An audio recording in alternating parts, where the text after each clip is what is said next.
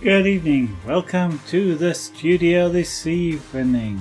Sorry, not quite what distracted me then, but something just did. So, we're going to see how much of a pain the white paint can be tonight. Well, maybe. Actually, we're going to start with black, which means I'm going to have to clean the airbrush out after I've done that. But anyway, yeah, we're going to do, because some of the white paint that's on here is too bright. Actually, so's that. We'll deal with that as well. But yeah, it's white paint. White paint is always a bit of a pain. Although I must admit, 2 years ago, I don't actually remember it being that much of a pain. But there again, also, 2 years ago, I was using it mainly for portraits. And with portraits, you don't tend to do fine lines, you do lots of shady-ish areas. So you're holding the airbrush way back, and therefore you are using it in a slightly different ways to when you want to get tiny details. And therefore it's very likely it's going to act differently, I guess, but I don't really know. Because I can't remember. And I've just realised we've still only got one set of wheels, and we probably ought to have another set. But we shall look at that later.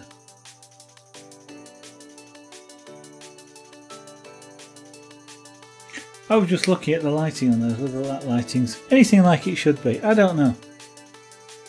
I'm making this up as I go along. And quite what possessed me to do a semi-T-tail like that, I'm not sure. Because I'm not sure there's any aircraft out these days that use that form of tail configuration, but so what. Right, so black paint. First thing you do, shake the things. Incredible Wolfie, hello! Nice to see you again, how are you? I'm gonna... Oops. Well, I'm going to try and avoid throwing paint all over the place, which is what I just tried to do. And we're going to see how this goes tonight. See whether I make a complete mess of it or only a partial mess of it. Oh, doing okay. That's good. That's good. I've had kind of an interesting day, but it was a really busy day. I work with financial databases. I manage a financial database, and the problem with financial databases is usually there's a lot of work that's done at the end of a month, which is what we're in now. I know it's the start of a month, but it's the end of last month, and that means that you've got very limited time to do anything, and something went wrong, which means that it has to be fixed yesterday. And that means long days while you fix yesterday what went wrong today.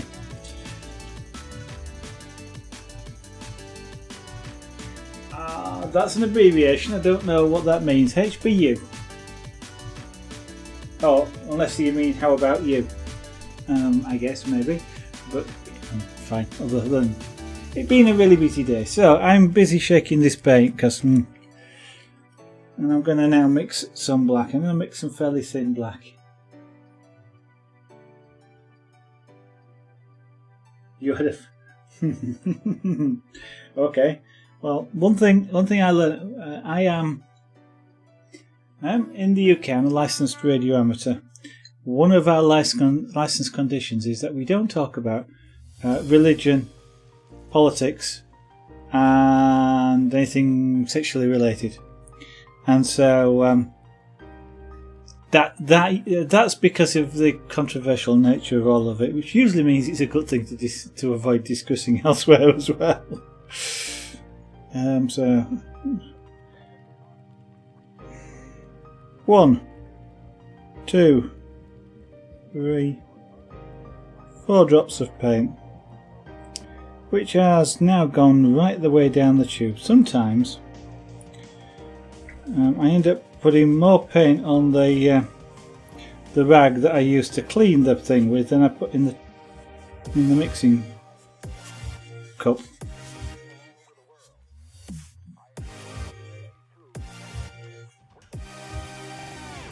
Oh yeah, I mean it's nice if you can agree to disagree, shall we say? That's always the best thing. If you can do that with people, that's fine. I mean it's everybody. I would say everybody's entitled to their opinion, but of course some people wouldn't. Which is where the problem is, isn't it? Really? But I shall leave that discussion for other people. Ooh. Sorry about that. I just knocked the paint cup containing black paint off onto the carpet, and I actually caught it. Well, didn't catch it, but I actually got hold of it before it came out. Whew, that was close. Otherwise, I'd have had black paint on the carpet. You know what? That's leading me to thinking I ought to put the mat down that I use for carving on the floor, so that if I do that again and paint does come out, it goes on the mat and not on the carpet. Oh, I don't know. Incredible Wolfie, that may be true, may not. I guess it depends on just who they are, really, more than anything. It's like a lot of things. It's down to the person. It doesn't really matter what the subject is. If you've got somebody who is going to not agree to disagree, then they're going to not agree to disagree no matter what the subject is about. So I'm just thinning down this black. And black generally doesn't need too much thinning.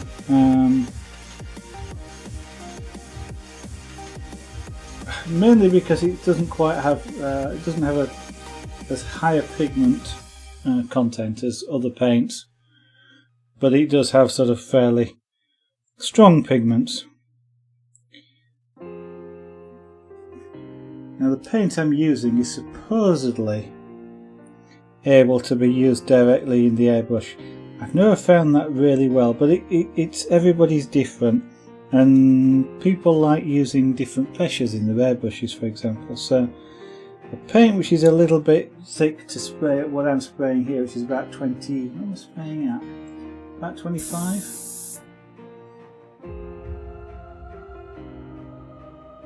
Currently about 24-25 psi. Other people will spray at 35, and I do sometimes spray at that sort of pressure as well. So, you know, you can spray a thicker paint if you increase the pressure.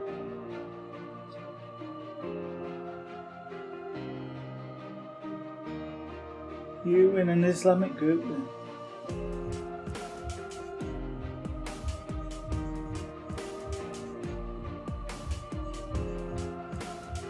Okay.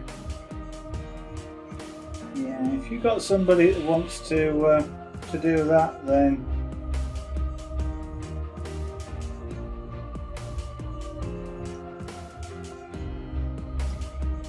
you cannot you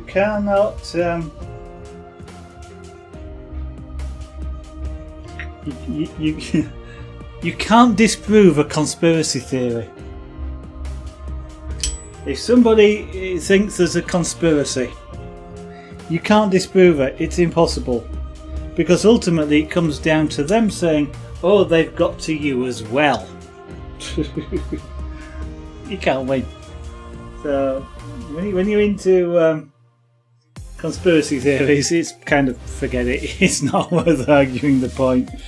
Right, so I don't know. I mean, I know you've not been, I don't think, on the stream before. This is the airbrush I'm using currently.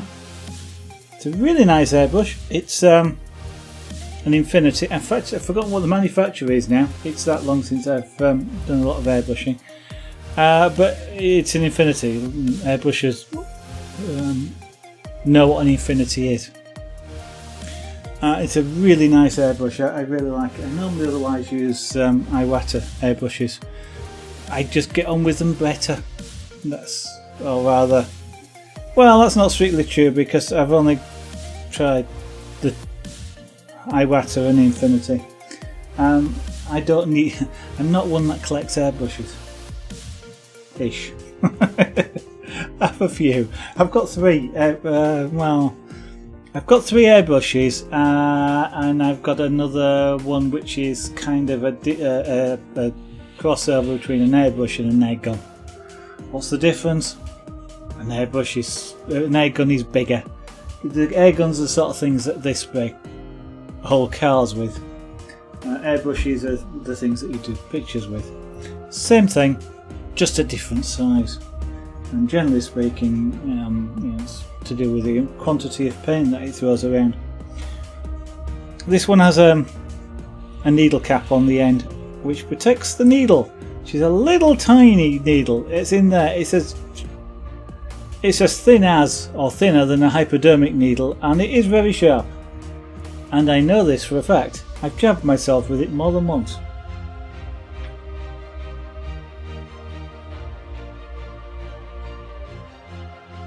Yeah, hello Chico. I used to have a friend. One of the things we used to have, we used to drive his mother absolutely potty, because we'd have a conversation. It was a completely nonsense conversation, but there'd be something like, I don't know, it's been raining. He'd say something like, it's been raining today, and I'd go, yeah, but the sky's blue. And he'd go, but it's only on a Thursday.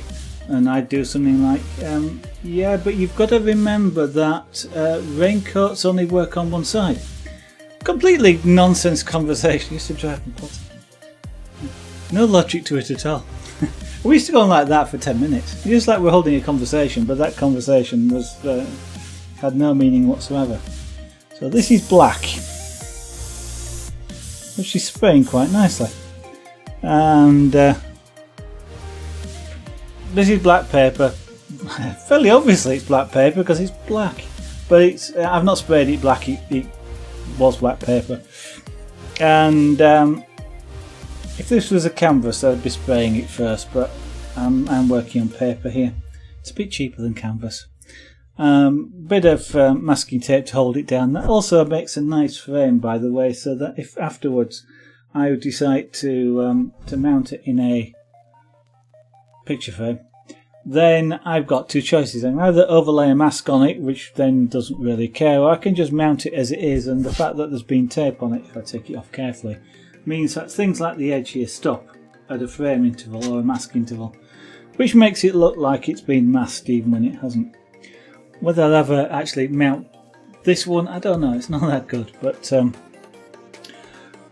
the white paint, this is way too white, as is that. I'm going to use the black over the top of it to dull it down a bit.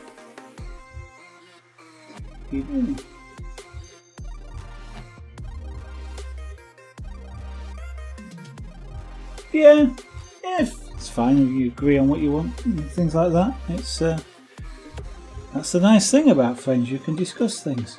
So I'm going to start by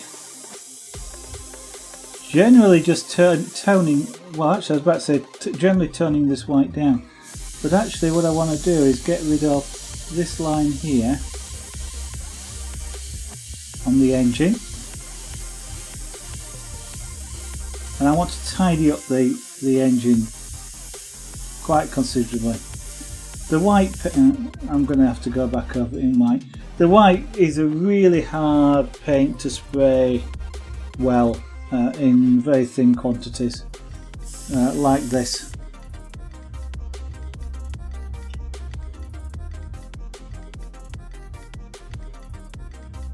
Yeah, fine.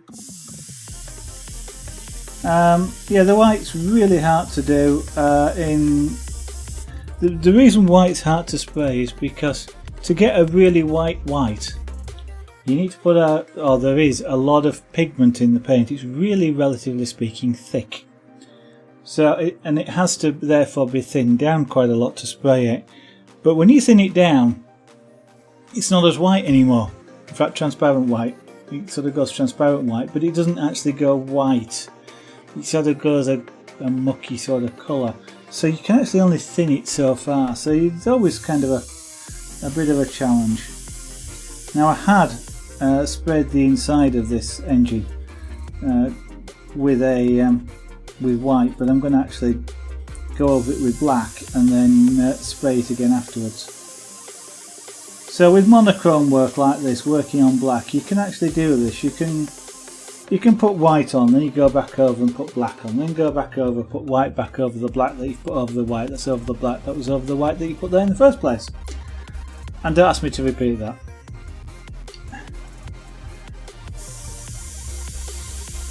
So as this is as this week is the very first time I have picked up an airbrush to use it for painting in the past sort of 2 years, my skills are really bad. But we'll that was part of the idea. So let's see if I can do this then. So I'm putting white over the black because the black's on top of the white that was there before, that I put black over to make the white that I put there before darker, having put white on the... No, I can't repeat it. I got it really well the first time, but I can't do it again. So this is something called a double action, or well, it's generally called a double action airbrush. All my airbrushes are double action. That's specifically as a category separates them from what's called a single action airbrush. This also is a double action airbrush, even though it's got a trigger, and a lot of people would think that's a single action airbrush. What's the difference between a single and double action airbrush? If that hadn't occurred to you to think about asking, it probably would have done at some point. So I'm going to tell you. White, black, yeah, that's essentially what it was. It's white on top of the black, which is on top of the white, which is on top of the black, because you literally, and it's the only. I'll come back to airbrushes in a second. It's literally the only only colours you can do it with is black and white. Is you can put, if you start, let's say, with a well, you can almost only do it with a black background. Actually, you start with a black background, you put white paint on. If that white's too bright in the wrong place, you can put black over it. Now the black and the black background match each other, therefore it's a bit like erasing it by overpainting. And then when it's dry, which is almost immediately with airbrush paint, you can then put white back over the top. And sometimes what you'll do is you'll put white on, you'll tidy up the edge, make it a neater edge by going over with black, kind of like I did down here, or I'm doing down here. And then you'll want to put some more white paint over the top because you've taken a bit too much black away, or you just want to extend a feature, something like that. And then you'll tidy it up again with the black, because airbrushing, even with something like this particular airbrush, does overspray a little bit. And therefore you want to generally tidy things up a little bit, and you go backwards and forwards, keep doing that. You add white, you'll knock it back a bit, change it a little bit by adding black, put some more on until you get what you want.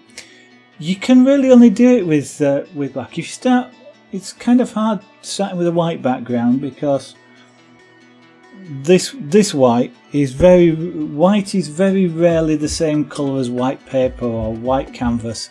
You can get it close if you've sprayed your canvas with white or your paper with white paint first, but when you put black over the top, that effectively becomes grey. It's really hard to cover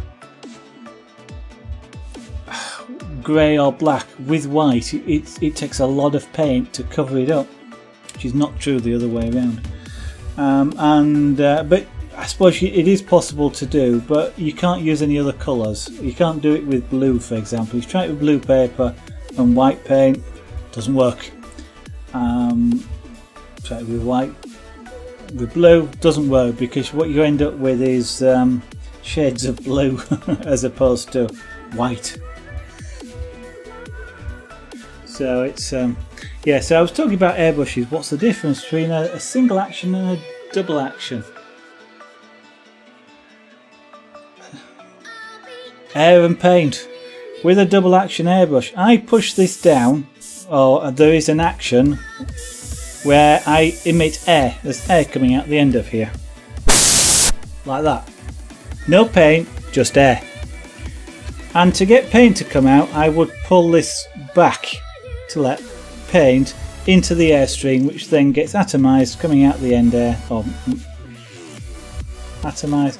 It doesn't get turned into atoms, but it gets very, very fine droplets, and then that's sprayed out towards whatever it is you're painting on.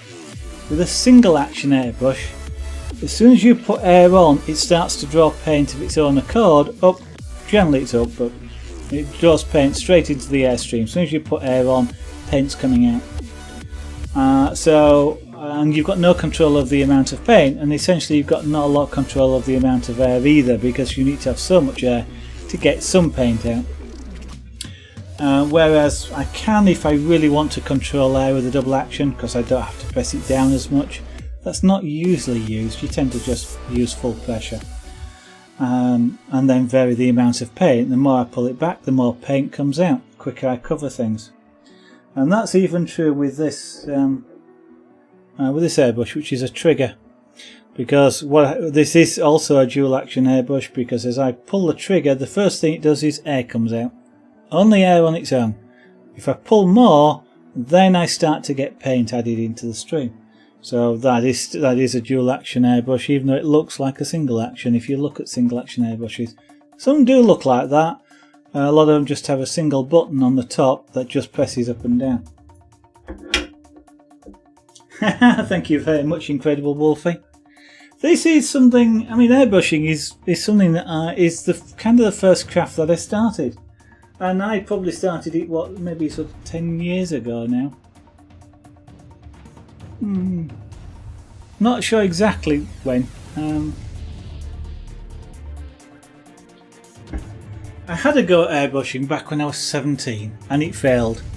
Because I used to fly model aircraft, and I wanted to use airbrushing to paint model aircraft, and to be honest, it failed because of bad equipment.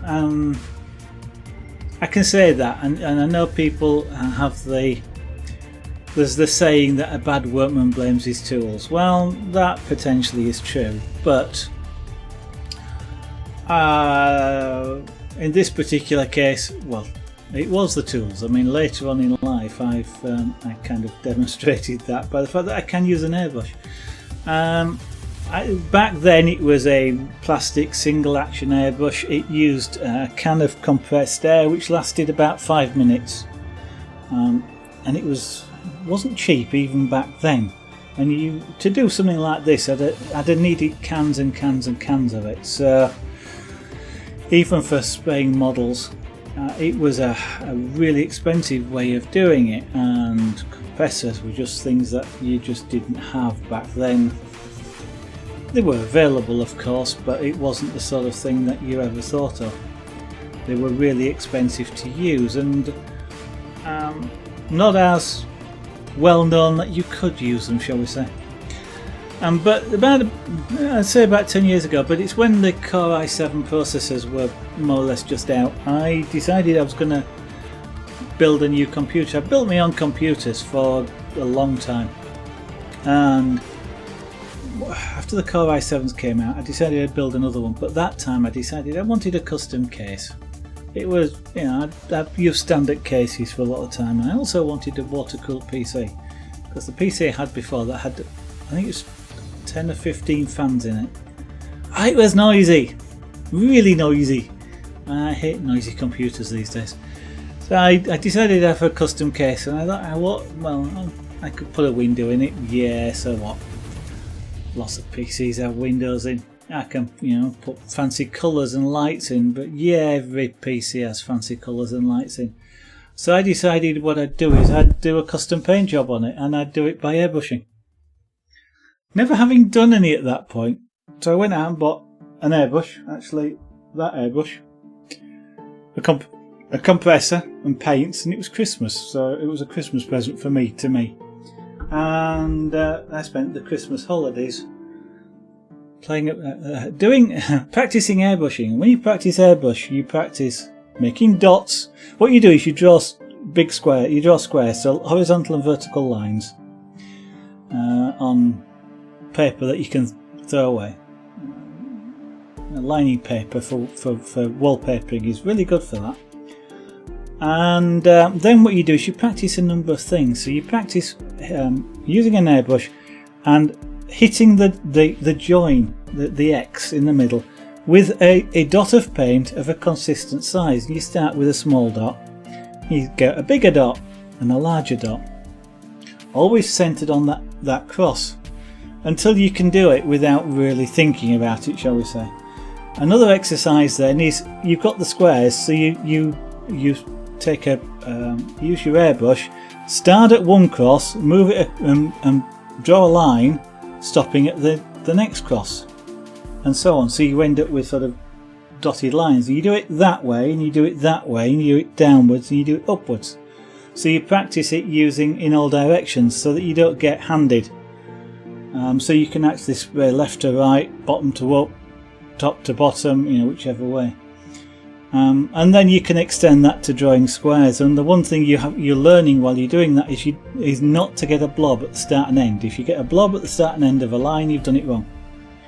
So you want a consistent line with no blobs, which is a technique of how you use the airbrush to get that. And then ultimately you do that to get squares. And then your next thing that you practice is something called a dagger stroke. And a dagger stroke is kind of, it starts thick and tapers to a fine point, so it looks like a dagger, hence the dagger stroke. And that's a technique of being far away and getting closer to your paper as you come in, adjusting paint flow as necessary. And again, you do that in all the directions.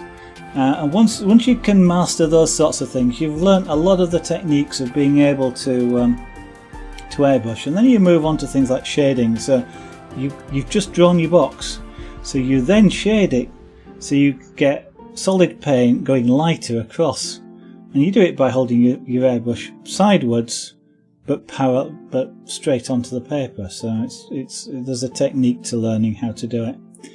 And once you can master all of those, that's just about all the techniques that you need to airbrush with. All you need then is the ability to draw a picture.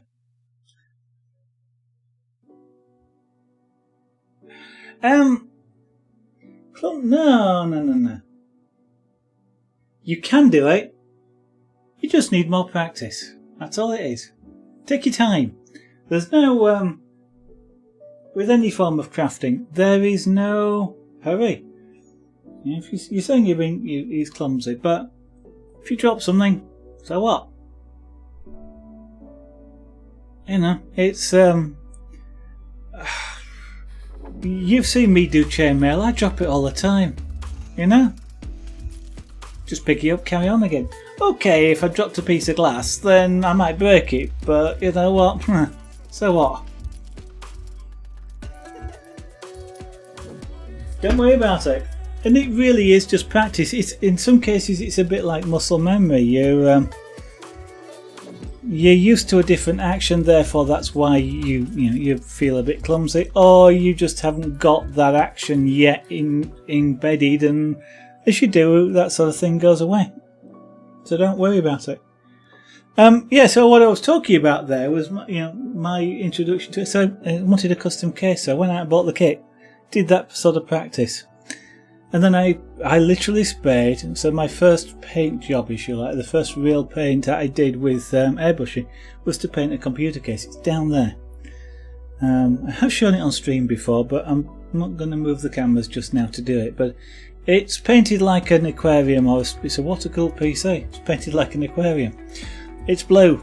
And then there's tropical fish in there. There's a dolphin. There's some nice rays. There's a killer whale or an orca, I think he's somewhere around in there.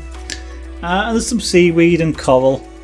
That was my first, and I love doing that, and I've just carried on since then. So it's I've been doing it a fair while. But I kind of love monochrome work. As you'll recall, I said that when I've been working with things like the scraper board and even with the pyrography. I kind of love monochrome work. It has its own challenges. It's easier in that you don't have to mix colours in case of airbrushing, but it's also harder because you've got to represent everything with just 2 colours. And night scenes, which is kind of what this is always very good candidates for monochrome work. So, having said all that, I'm going back to tidying this up.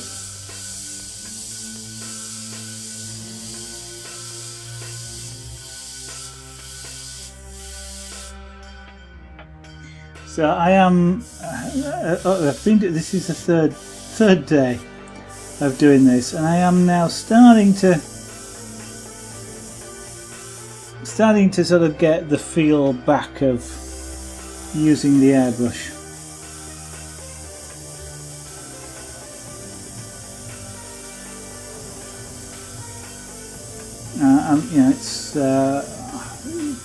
You know, there's a cliche which is it's like riding a bike. You never forget. You need a bit of practice, but you never forget. Well, I don't know quite whether that's really true in airbrushing terms, but I guess I am re-picking up the skills that I used to have.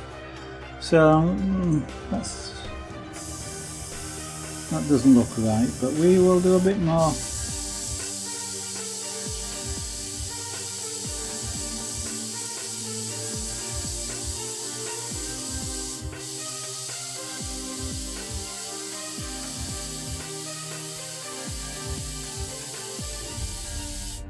So for this, I'm using a compressor to provide the air supply. In this particular case, I'm using a big 50 litre compressor, 3 horsepower compressor, which is actually out in my garage.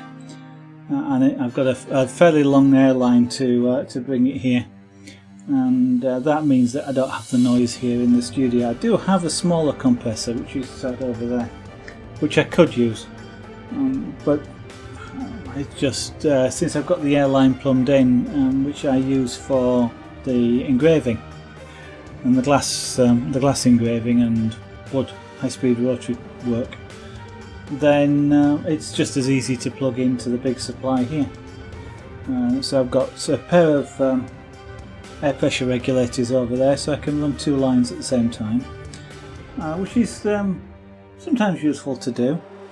Run 2 airbrushes at the same time. These are all on quick disconnects, which is a useful thing, because if I want to switch airbrushes, I just do that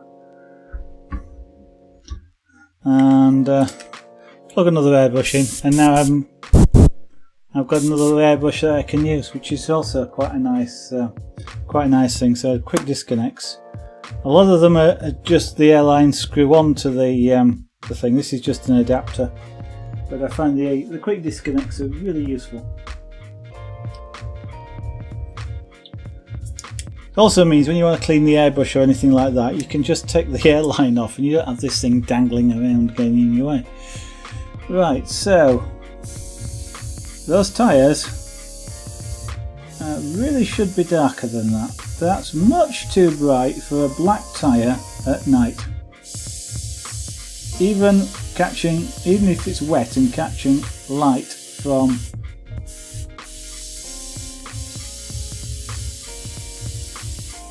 some other source that I don't know where it is. So.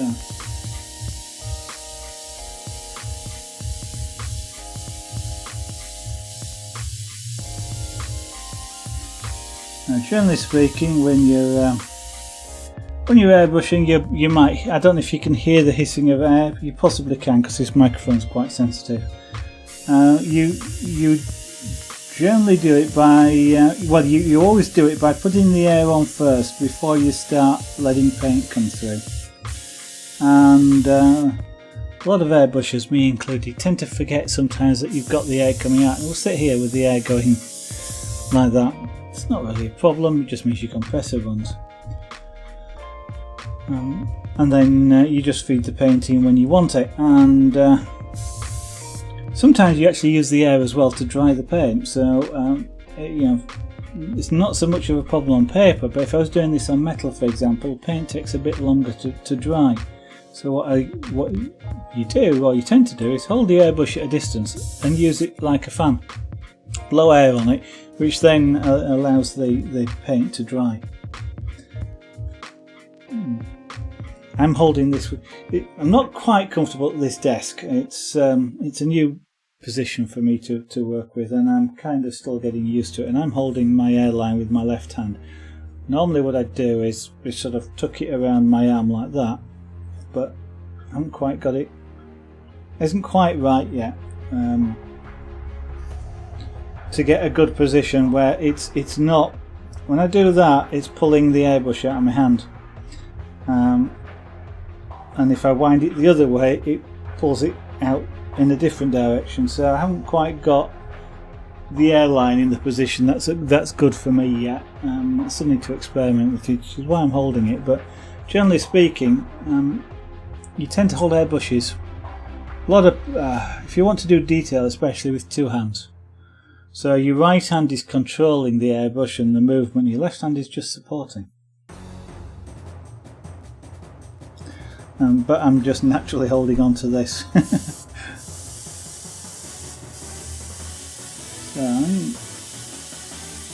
Because I can't easily get the detail that I'm after with white paint. Because there's not a lot of detail in this, but there is some detail, like cleaned edges, like some representation around the landing gear here, or something in the building. You want some sort of representation that's in there. Because I'm not easily getting the detail I want out of the white paint, I haven't yet managed to get a mix I'm happy with now, currently. What I'm doing is almost over painting with the white, and it's too bright. But what I'm going to do is then come in with the black and add the detail in by erasing the white. Or strictly not erasing the white, but painting over the top of it.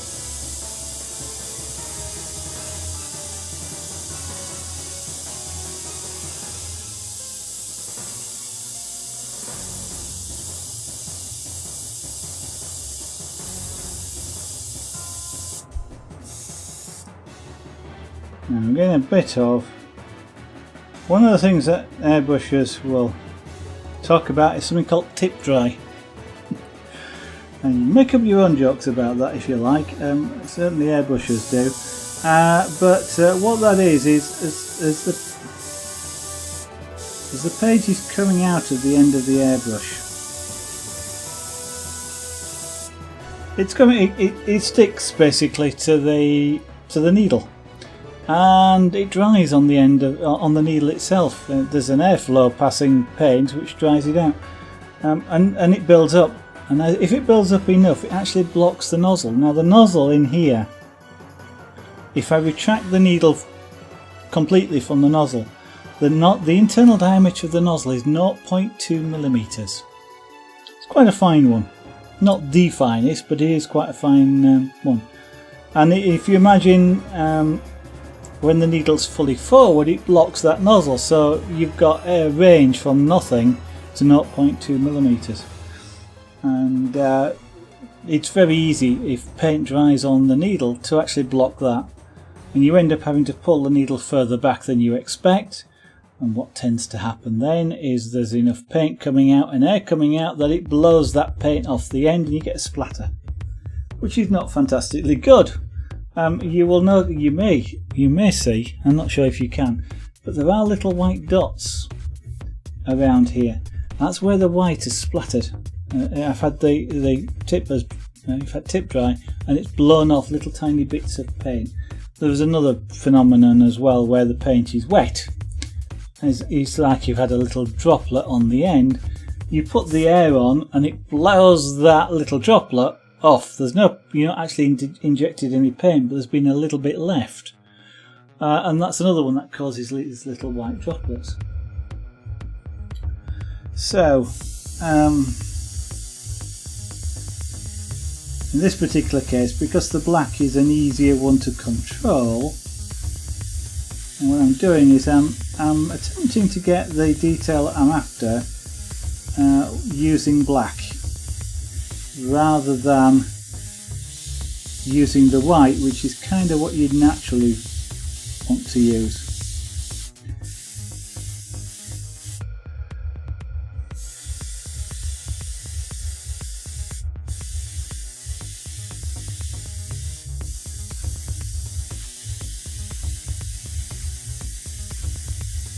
Now, one of the things I've found out over the past couple of days is whilst I'm airbrushing, I have a tendency to go quiet and stop talking. Some of that is just pure concentration.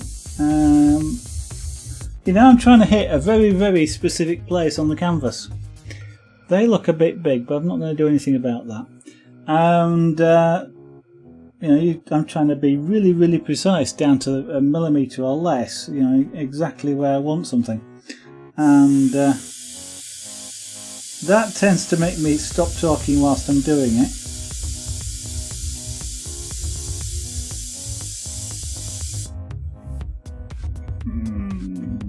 Bit too much there, but we'll see. Now that's a little bit bright, so we'll knock that down a little bit.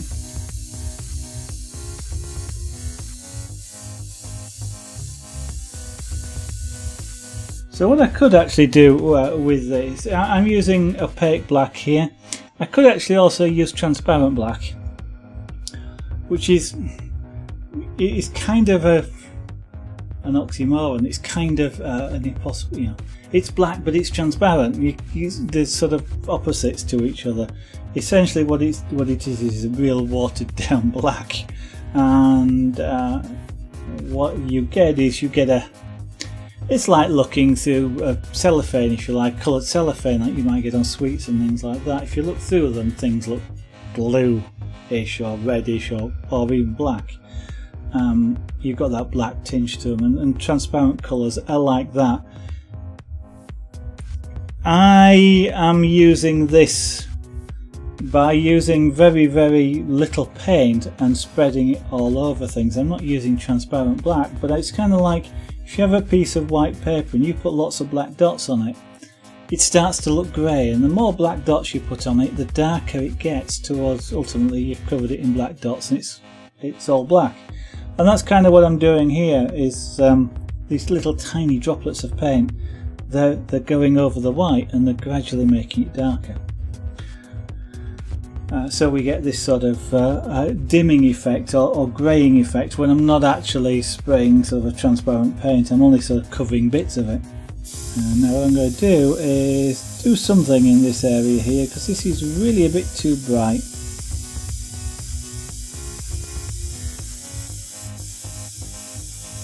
So the other thing I'm just going to do is I don't really want to just give it an overall coat of black. What I want to do is, you know, maybe just put some black in different places in there. So I'm sort of toning down the white, but only in particular areas. So I've just sort of picked some random places to add a little bit of black to, which gives an overall impression of the whole thing being darker, but gives you an impression of some detail being in there. I've not put any in. I'm hinting that there's detail there. I mean, it's a cabin door, you know, you might be a seat in there that you could see or something like that. But just by hinting at it, you let your imagination go in there. You can see more detail than there actually is.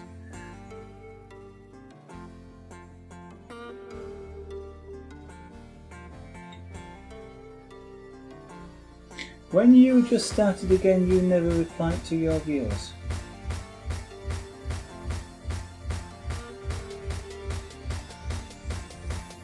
Have I had a stop? Did the stream stop? Or something?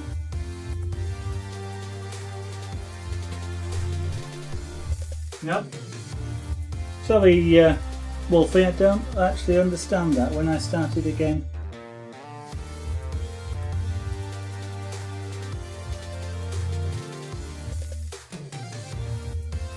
Don't quite follow, but then again, I didn't actually see your message at the point when I was talking. So was that related to something I was saying?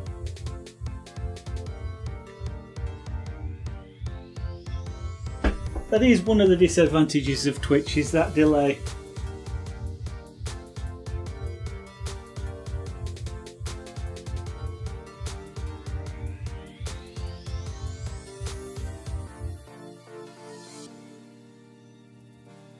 Now, when you started streaming after you didn't for a while, you did not reply to Twitch then. Oh, is this the on that first day when I started streaming again? I hadn't realised that the microphone was. Oh, that yeah, that first day when the I didn't realise that the chat client that I'm looking at on that computer there, which is a not a laptop, it's a tablet computer, it crashed. I hadn't realised it had crashed because it just didn't do anything, and I'm busy talking away. I mean, you guys out there were trying to talk to me, but I wasn't seeing it on the chat window and it was only a bit later on. For some reason, I think I probably tried to look at the viewer list and it didn't do anything, and I realised it had crashed, restarted it, and of course there's all the messages come up then at that time. So I was looking at, kept looking at it, but it wasn't telling me anything. And I know I also have chat on a window over there as well, but I was looking over here because of the way it was all set up. That was a funny day, was that? And there's quite a few people around then as well.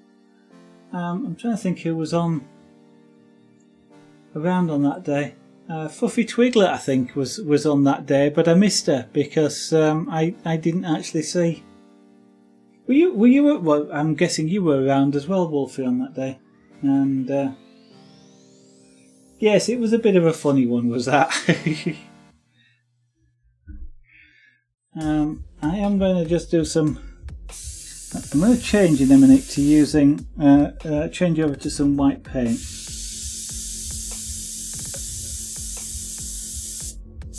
But before I do, I'm just going to see if there's any more black I want to do before I switch over, because to switch to white I really want to clean the airbrush out,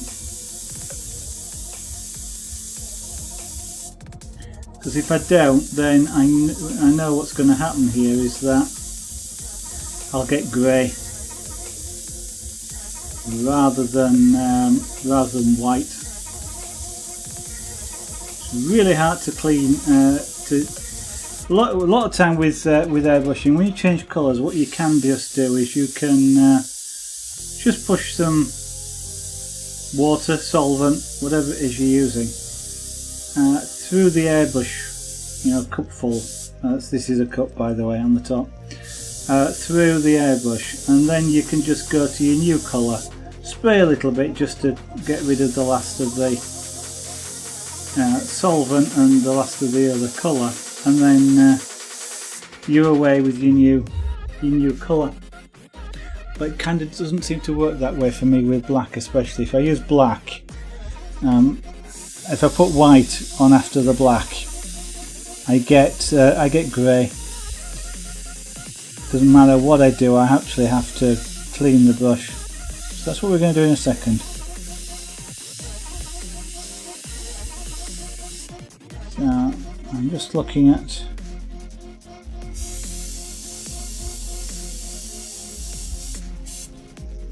some.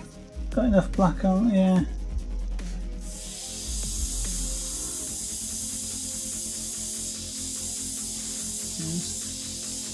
I'm just going to put a bit of detail in for no apparent reason, and I just want a bit of detail. Just something.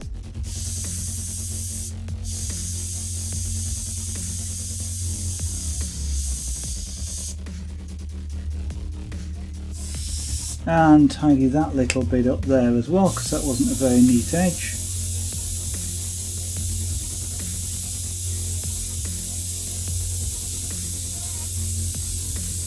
And then I'll have another look at chat window, because I'm aware that it's been moving up whilst I've been looking.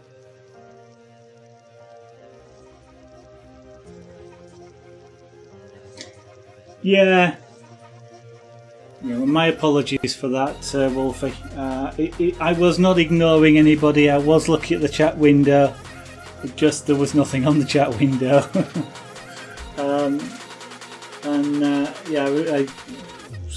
I scrolled back afterwards, and I think there's 2 or 3 people that I'd missed.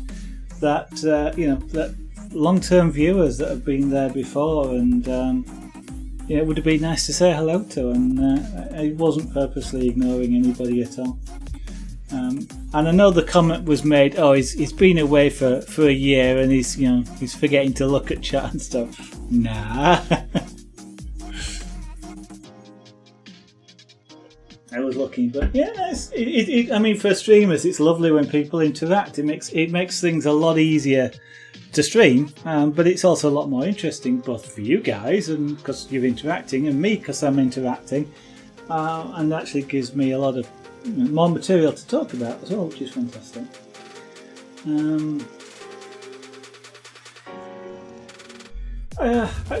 I mean, personally, when I watch streams, I'm not one for interacting, to be honest.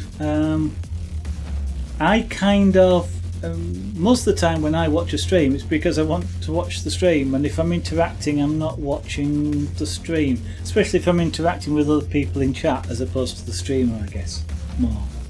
But yeah, you want to make your own game with an app, roleplay, RPG, game maker, but you're doubting yourself. Why doubt yourself? Okay. Why doubt you? It's easy for me to say, is this, isn't it? Is why doubt yourself? And it's kind of like, so I'll ask you the question: what can go wrong? Okay.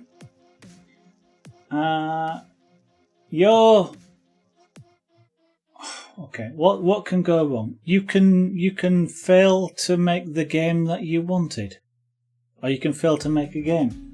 Okay. So if you don't tell anybody, then who's going to know you failed? Nobody. So what's the problem with starting? Is kind of what I'd say to that. Or okay, you tell somebody, and you're developing a game with this engine, and you've never used that before, and so you don't know a lot about developing games. So what? So somebody's going to laugh at you? Okay, they're going to laugh at you. So my first question is, what game did they develop? And usually they haven't, so you're already one up on them, so why are they laughing at you when you can do something they can't? You should be laughing at them. Let's say somebody really did develop a game that's laughing, and it's kind of like, did you get it right the first time? Most people didn't. So they had to learn, so why are they laughing at you? It's kind of like that. Oh, you're worried about spending money. Okay, well, instead of doing that then, an RPG game is usually a... I can understand that, you're worried about spending the money to do some sorts of things. And without having a product at the end. So start by... An RPG game, or lots of games, is usually about a story of some kind. I mean, even things like Minecraft, which are a sandbox game, there is a story. You can put a story behind it. So, but RPGs are usually about some sort of story. So write your story first, because you can do that on a piece of paper at no cost apart from time and a pencil and a pad. Write your story. If you can, write a story that's engaging. It's an engaging story that tells what it is you're trying to do, and if you like, you can almost write it like a novel, in that you can write the RPG elements in. Like you decide that you want to upgrade a character. How am I going to upgrade a character? How am I going to upgrade a skill? How am I going to develop skills? Write that into your story. It becomes what they would describe as a storyboard. If you can't do that, then your game development isn't going to work, because if you can't describe what you're trying to do to yourself, then you're not going to be able to describe it to yourself when you're trying to develop it using an engine of some kind.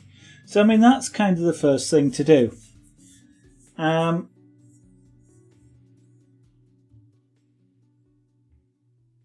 Making and get a story out making game. It's just never assistant.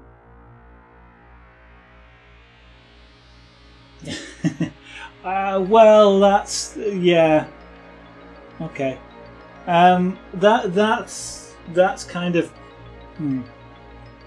not a lot you can do about that other than actually just doing it. Having the dedication to do it and actually sort of do it. One of the things I suppose is, it's having the enthusiasm for it. So if you have your story, you know where it's going. It is a lot more fun than trying to make it up as you go along, and that can be really daunting. So if you've got a story, then you've got the inspiration behind it already there, and it's my opinion, if you like, you'll find that easier to keep doing it. But also, you're worried about the cache. I don't know what that particular game engine is, but have a look, see if there are any other game engines which are free, or whether try it instead of with something like that engine. Try it with something like a text engine, for example. The old, going back a long time, you've got the old sort of Zork engine, for example, the old text Zork engine. Write something in that which is available for free, and have a play with that to get the feel of game development. If you really want to drop into things like graphical stuff, then the Unreal Engine is available free of charge. So you can get game engines. I know RPG Game Maker probably gives you a lot of tools specifically aimed at RPG, but you have to make that determination as to yes, you feel that it's worth paying the money for. Whether or not you ever choose to release the game or not is a different thing. Yeah, I can understand it being a coding engine. Yeah, it gives you all the tools to do it. It's specifically aimed at it. And what you're trading off there is your own code development against writing the story, which is really what it's about, isn't it? With RPG Maker, it's writing the story in there using their tools, and then using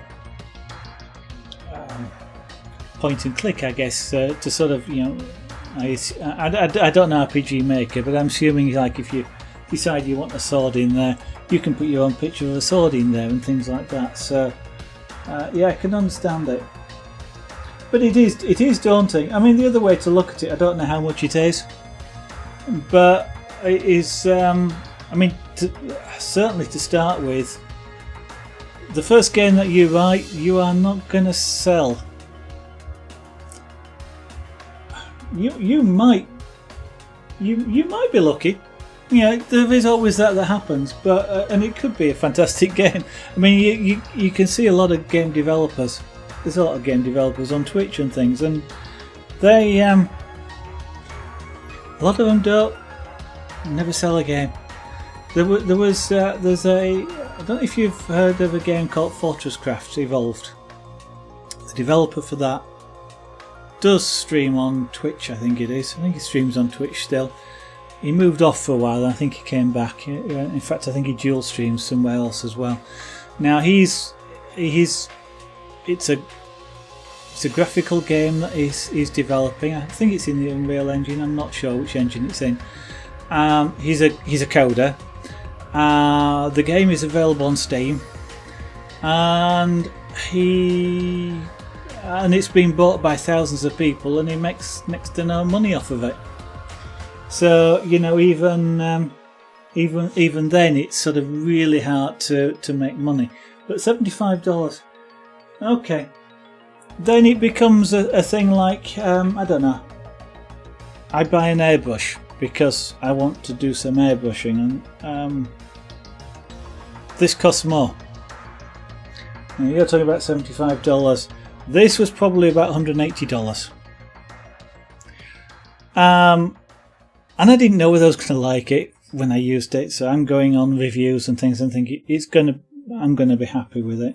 So you kind of got to look at it from the point of view of, if you spend $75 buying this game, the development engine, are you going to have fun using it, even if it's only ever for stuff you do for yourself just to play with? Are you going to get $75 worth of fun out of it? Even if you never make $1 or £1 or I don't know what euro is it, I think, where you are, isn't it? Yeah, it's like, do you spend $10 going to the cinema? Is it worth the $10? You get 2 hours of two hours of film and popcorn for your $10 or whatever. Yeah, it's worth it. No, it's not worth it. Different people have different things. So, your $75, you might get 100 hours out of it before you give up or move on to something else. Or, so $175 divided, it's less than $1 an hour for entertainment for 100 hours. Was that worth it? I know you have to save up for $75, and it's $75 is not necessarily an easy amount of money to get for anybody. But if you look at it from that point of view, it's really hard to look at it from a business perspective at that point and say, $75 invested and I'm going to make $1,000 or whatever. It's probably not going to happen. I'm not trying to disparage your skills. You might be a fantastic game developer ultimately, and you may make tens of millions. And if you do, fantastic, well done. But if you look at it from the point of view of money, for you to play with something, I occasionally do things like, I bought this. Okay. What this is it's not an Arduino, but it's a little Arduino-like device. This which will connect to Wi-Fi. So it's if you like, it's an Arduino which will talk to a Wi-Fi network, and therefore I can talk to the internet and other things. That cost me probably about $10, I think. Not quite sure off the top of my head. I literally got that just to play with. And I've probably spent 10 hours playing about with, well, not this one, but the first one I got. And I have a doorbell because of that. And so, yes, the $10 to me was worth it from that perspective. So, if you look at it like that, it also means you have less pressure on yourself. Yeah. Because you're then not trying to make money. You've got that, like you might buy a football to play with, or a computer game to play. You're looking at it from the same perspective. It changes your view of it then, and it's also, I'd say, less daunting, because you don't get anything out of it. Fine, you didn't intend to get anything out of it. You bought it to play with.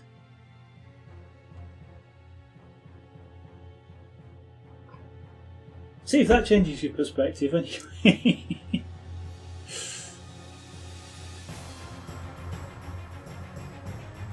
But you never know, you might like the coding. So I was just going, I am just sort of playing about with some of this black around here just to tidy up this sort of thing.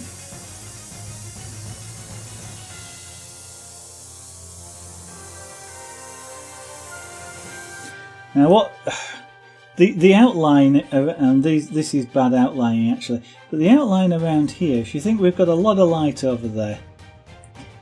Okay, we don't know what's on the other side of the plane, but we've got a lot of light there, even though it doesn't look very bright. And there may be floodlights, around the airport here. So what this is kind of, you get like what they call a rim light effect, which is where light just sort of bleeds around the side of an object. So I'm not outlining it, I'm doing the light which is coming around just around the edge, or reflecting off the edge. And so I get light around here, probably a lot less down here, be a lot darker. And of course here actually I get next to nothing. I really wouldn't be seeing as much of that as I am there. But it gets to a point. Oh dear, I've got where's that drop of water come from? It does get to a point with some of these things where you don't necessarily go as realistic as you could. Now that would probably be largely black, but then you might be looking at it wondering just what it is. And so I'm cheating by putting in some light that actually wouldn't be there, and you don't really notice it. It sort of slips by your consciousness.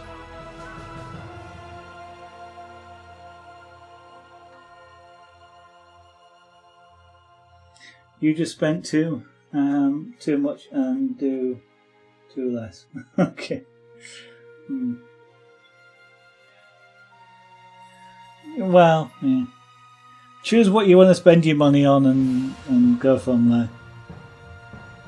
I spent too much last month. This month I spent next to nothing. And next month I will have spent some more because I've just ordered some kit from some stuff from Amazon. So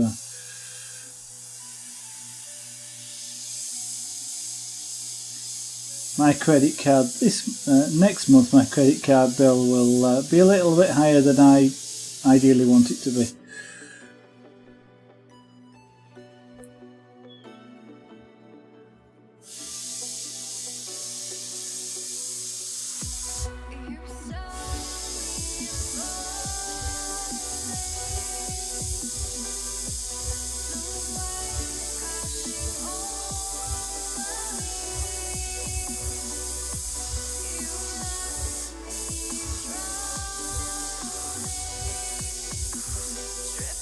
So I'm making quite subtle changes in colouring there. I don't know how well they will show up on camera, but I am adding black over the top of white that was there, which makes it darker again. So I am sort of blending backwards and forwards things and using some of the black to make the white that's around it stand out a little bit more.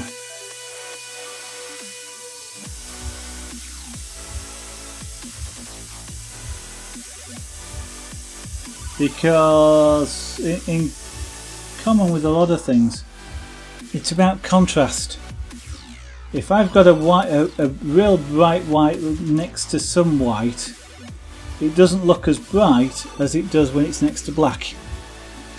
And so if I put black next to white, I can make the white look brighter without actually making the white any brighter. And what I should do is, there would be a shadow underneath that wing there.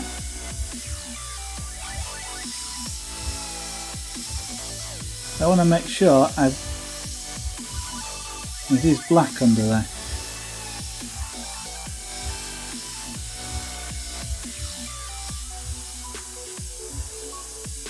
Now, whilst the top surface here has got white coming out the windows, that white will, the light will be on the wing. There's reflections there. Just underneath here would be dark. I might have sort of reflections off a wet surface, which is making the underneath light.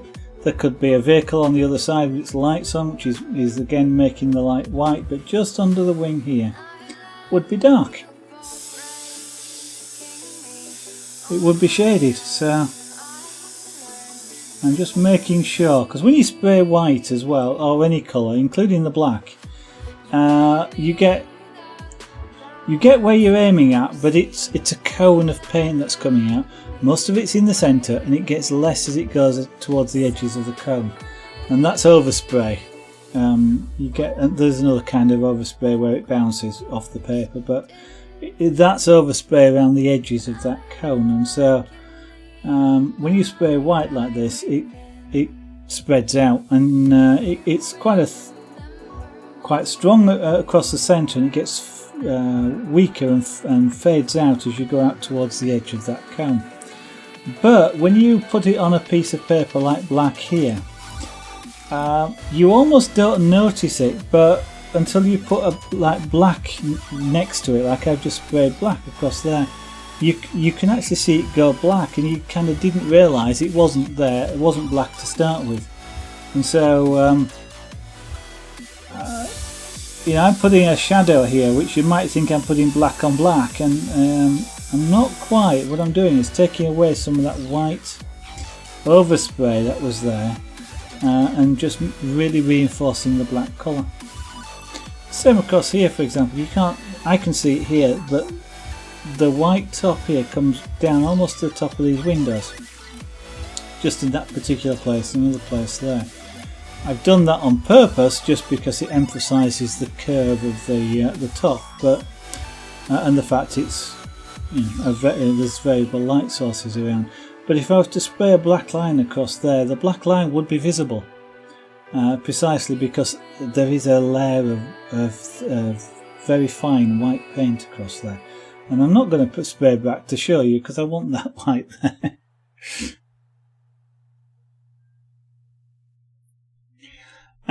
And so, you know, things like here at the back of the tail, make sure that's really dark down here, because although you'll get a slight rim light effect around there, it won't come very far around because it's really weak. These areas up here, it's a lot stronger. Just, you know, positioning like up on the tail, for example, it's a lot more visible. Down here, a lot more in shadow, so it's a real subtle sort of thing. And I've noticed down here I've got a bit of white paint, and that just looks odd. I didn't hit the mark properly, so I'm just going to use a bit of black paint just to get rid of it. And I'll let that dry with assistance from the airbrush and just see. Yeah, that's fine. Because I've got like a bit of white down here, which if you like is a reflection at the bottom of the stairs from there, so just a little bit of white reflection. I was thinking about using some white on that, on the engine now, but I might just leave it as it is, it's not too bad. So one of the things I do perhaps need, and I'm thinking about it, is there's a wheel here. I'm trying to decide whether I'd actually see the wheel on the other side, because it would be about here, but on the other side of the plane. So would I actually see it? Would it be behind the stairs? You know, because the wing would be out this way, and the same sort of distance on the other side of the body. So the wheel is maybe behind there, so maybe I wouldn't see it. You've got to make, when you're doing things, well, when you're doing pictures at all, you've got to maintain that perspective view in your mind as well. And actually, I should be saying, can I see that wing? Because the wing is going to be quite long on the other side. I maybe should be poking the wing out here. But am I going to?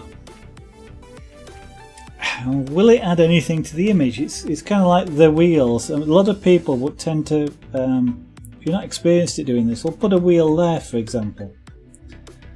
And it's in, unless it's attached to the body, but if they were, you know, intending it to be in the same place on the other wing, they kind of think, well, you know, the wing's across the body and the wheel would be in the same place on the other side, and it kind of is, but the way you're looking at that plane, this wing's here, that wing's coming out that way. And when you think, how wide's the body of that? So it's that wide, and then your wheel is that distance out again, so your wheel's up here, somewhere there, where you to sort of, if your plane was transparent, that's where you'd be drawing it, just there, and the wing on it, and it would look right if it was transparent and you were looking through it, you'd see why it's the right place for it. But it's these sorts of things that can fool you. You sort of go, oh, I must paint a wheel because it's on the other side, and it's going, you're painting what you know, not what you see. Now, I am thinking that this door is still a little bit too white. Now, it's got a fluffy edge down here, and I'm kind of leaving it fluffy edged. I don't want a really tight, sharp edge on it. And the reason why I don't want that is when you've got a dark area and you've got a really white light like that, it sort of bleeds out. Around the edge of the door would just around the edge would be lit, and if you it's the sort of thing you see sometimes. If you just close your eyes slightly, you can see lights go sort of fuzzy. This might be raining, for example, and that would tend to diffuse the light a little bit. So I've got a soft edge. If it was really hard edged, it wouldn't necessarily look right. I'm still wondering whether it's a bit too bright and whether I ought to dull it down a bit.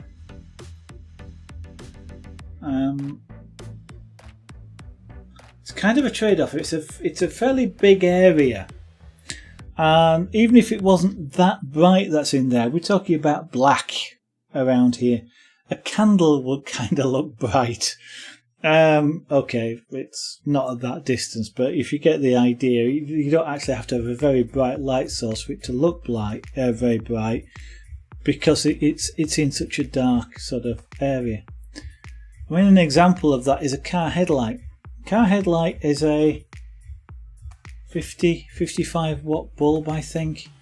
The bulb, if you've got a normal incandescent light bulb in the centre of the room that you're in, that's probably a 60 or 100 watt light bulb. It's lighting up the whole room. And a car headlight, you kind of think looks brighter than that, partly because it's concentrated, but partly because it's in the dark. And it looks really bright because it's in the dark. You look at the same thing in daylight and it's kind of, not very bright lights, are they? You can hardly see them on sometimes. And so that's the sort of thing I'm looking at that and just trying to decide whether it looks too bright or not, or it sort of draws your eye to it because it is bright, and I'm not sure whether that's what I want to be the focal. Maybe it is the focal point of the image because it's the stairs. You're either going in or coming out of the plane. And because that's bright, you've got the reflections of the handrails. I mean, these handrails are floating in midair. I should really, I guess, put some verticals on it, but I'm not going to bother. You're adding, your mind is adding that without you noticing it's actually not there. So, I'm almost looking at that and going, do I want to do anything more to it actually? I still haven't got that wing right. That wing still isn't right. It perhaps should be even higher up. So, were I to do anything, I would be working on that wing. I think it perhaps should be higher up. Perspective is an awkward thing. It really is an awkward thing as to what angle you see that at, because it's almost at the horizon line. So it sort of would be straight, and it sort of is angling down a little bit, and I'm only just seeing that now, but I'm not sure whether I actually want to do anything about it. I can just paint over black over it. I've done that once already. It was originally down here, so it was much too low, and I've put it up, but I obviously haven't moved it up enough. So I don't know.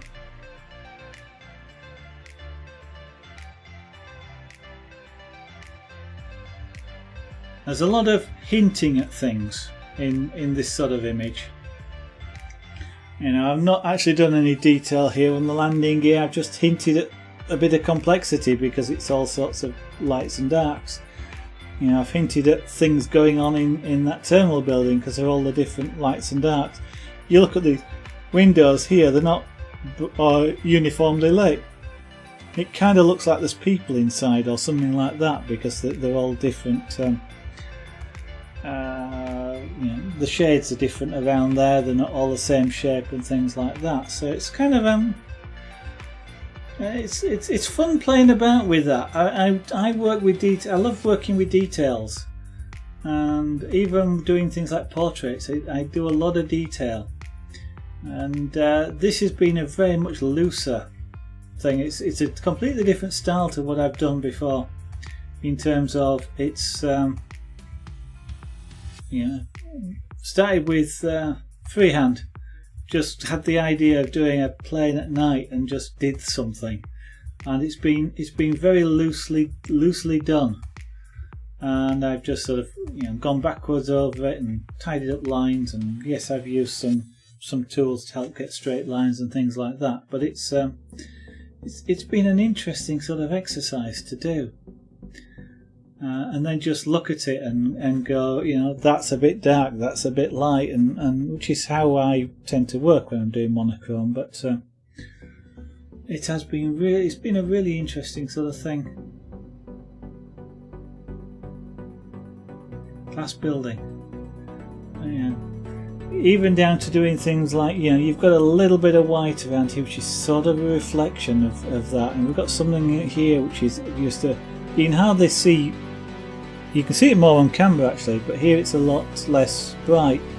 Just that there's something there. You can't see any detail on it at all, and that's, to me, I love detail, and I'm purposely not having detail. Hello, Theo.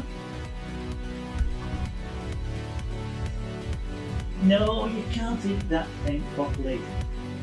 Theo the pussycat. Theo the pussycat. You want to have a look at my painting? That's my painting. You haven't got the care in the world about it, have you? As long as you get food and you get stroked, that's all he cares about, isn't it? You get to play as well. Rihanna, hello, hi, how are you? Haven't seen you around for a long time. Now I know that's partly my fault, but nice to see you again. Hello. You just dropped in time to see Theo the kitten. Well, he's a 1-year-old kitten now. You're not exactly a kitten anymore, are you? You're a young cat who is currently upside down in my arms here, and he's going to sleep. And yeah, unfortunately, I can't let you go to sleep there. Well, I could let you go to sleep there, but then all these people that are watching me not airbrushing will get rather disappointed because I'm not airbrushing. And they can't see you just there because you're below camera. There. Now they can see you.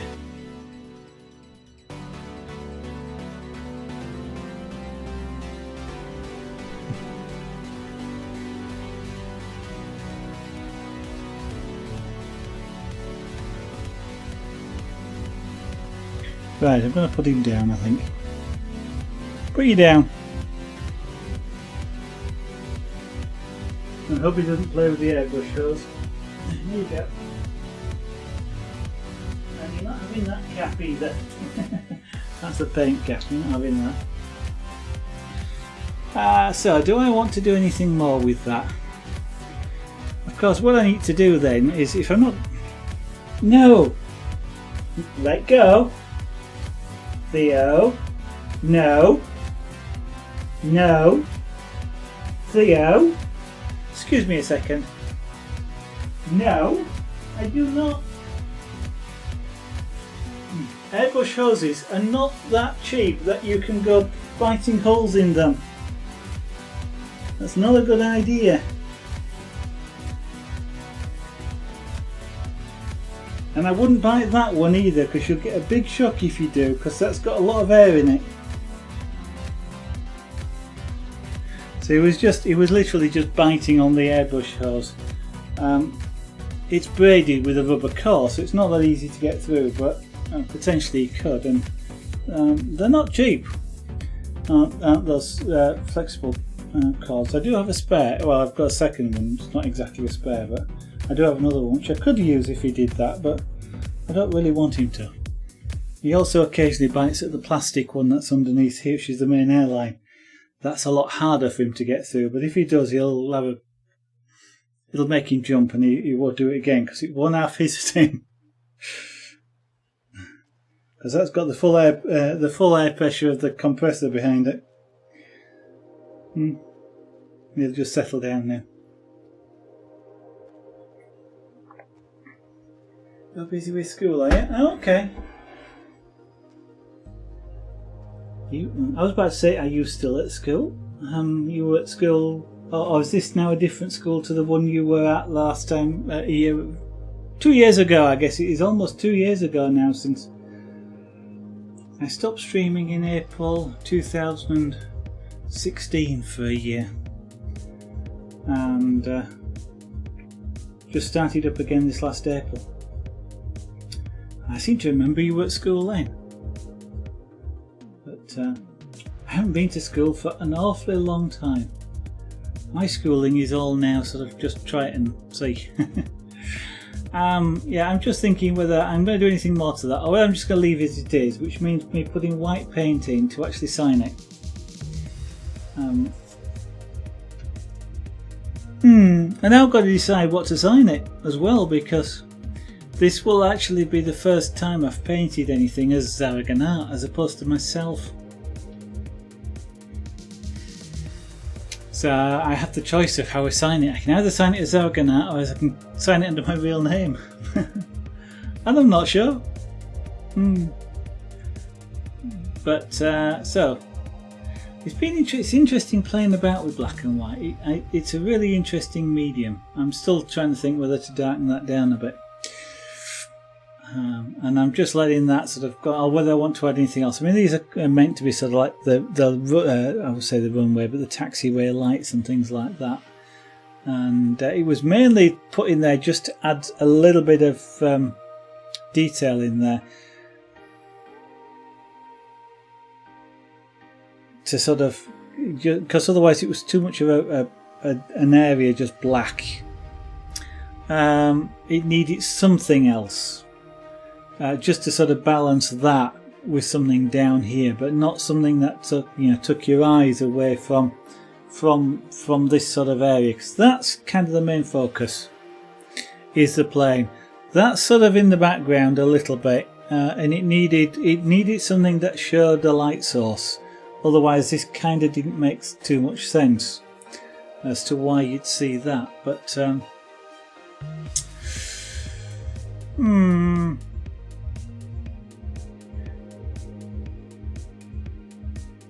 and if I sign it down there in white, then that puts something in that corner anyway, so.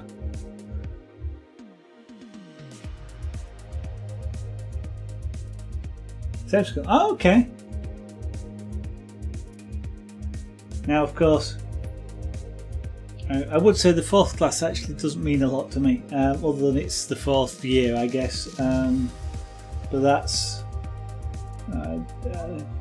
schooling in different countries has different names for things, which can prove interesting when you're talking to different people in different countries as to just quite what they mean.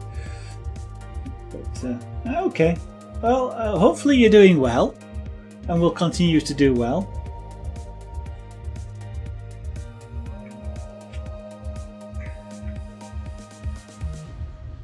Leave that alone. The main airline's blue plastic pipe, and for some reason the blue fascinates him. He was sort of just batting at it underneath the table. And I'm also conscious of the fact that if I leave this, well, it's a bad way of deciding it. If I leave it as it is now, then I don't really want to start something else at the moment. Just because what I'd have to do is strip the paper off of there, get another piece of paper out, lay it all up, and doing that will sort of take about 10 or 15 minutes, and then start something else again.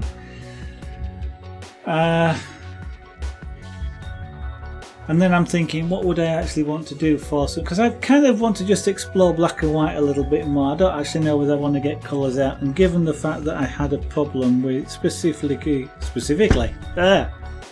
with the white, well, that's a different white.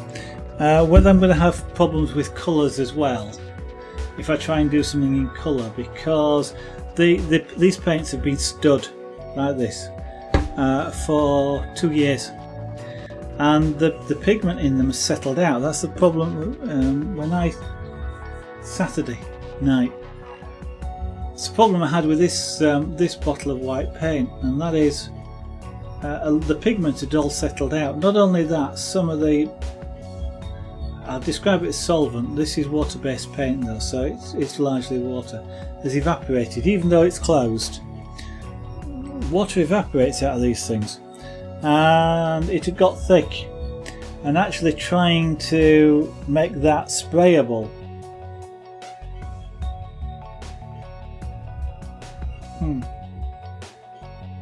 that's really thick. I'm just looking at it now, it's really thick because I can still see through the bottle. And I'm turning it upside down. It's got thick, and trying to make it sprayable, I spent an hour trying to make that sprayable, and then eventually I've given up for the moment because I happen to have a brand new bottle that's not been opened, and it had a seal on it, so it hadn't evaporated. So I've been using that on Sunday and tonight, and I'm kind of worried that the other paints are going to do the same thing. So I don't actually know whether I want to try and do a colour image on stream using paints for the first time in 2 years, or whether I want to do that off stream and spend 2 hours, mixing, trying to mix paint into a sprayable condition before I try and use it on stream for the first time. So I might just do another black and white image, and I'm just trying to think what to do. So there's a couple of images that have been sort of bouncing around in my mind, because this is kind of an intriguing nighttime scene. The portraits I've done, the last one I did was of John Miles, who I've done the pyrography of. You sometimes see a pyrographic image here on the right, which is of a person, not pyrographic.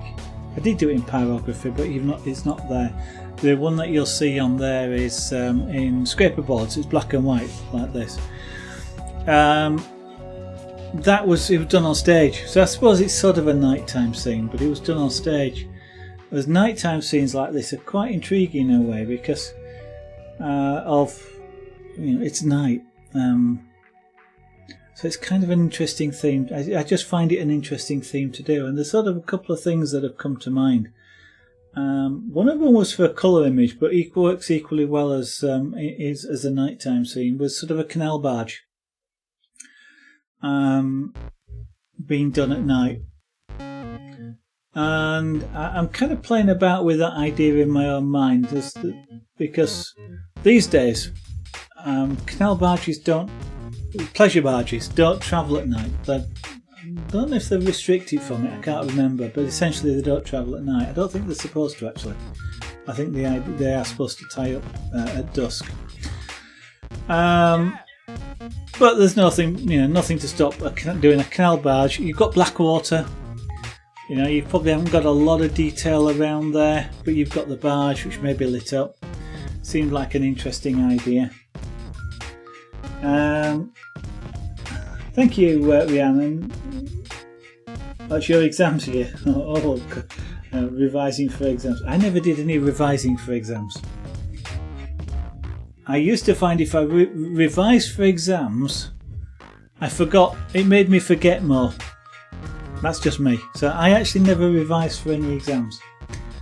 The nearest I got to a revision was just to read through it once. Read through all the material once. Just read through it, and that was it. Didn't learn it. Didn't go, trying to learn things by heart or anything like that. I just relied on the fact that I understood it, if you like, and just went in and didn't do too bad in the exams. Or even when at college exams. Did exactly the same thing. I cannot revise. I don't learn things that way. But however you learn and however you revise, good luck. Yeah, so I was thinking about the canal boat. The other thing about canal boats is the older canal boats. So when canal boats in the UK were working boats, and they were horse-drawn back then, or in early steam engines, I guess, they did used to work at night. And so, a working barge at night, like a moonlit nights, for example, so you've got the moon shining off the water, it does strike me as being an interesting sort of image to try and do. which actually I suppose this is inspiration working, you know, because I'm now thinking, I wonder what sort of like a moonlight shore, you know, a seashore, Caribbean seashore, you know, you've got a palm tree in the dark. That would be interesting. Moonlight reflecting off the wave, you know, the ripples, and that's maybe an interesting one. The other image that sort of has been playing about in my mind, because this is transportation, and you know I've done quite a few new trains in various things like pyrography and the punchcraft.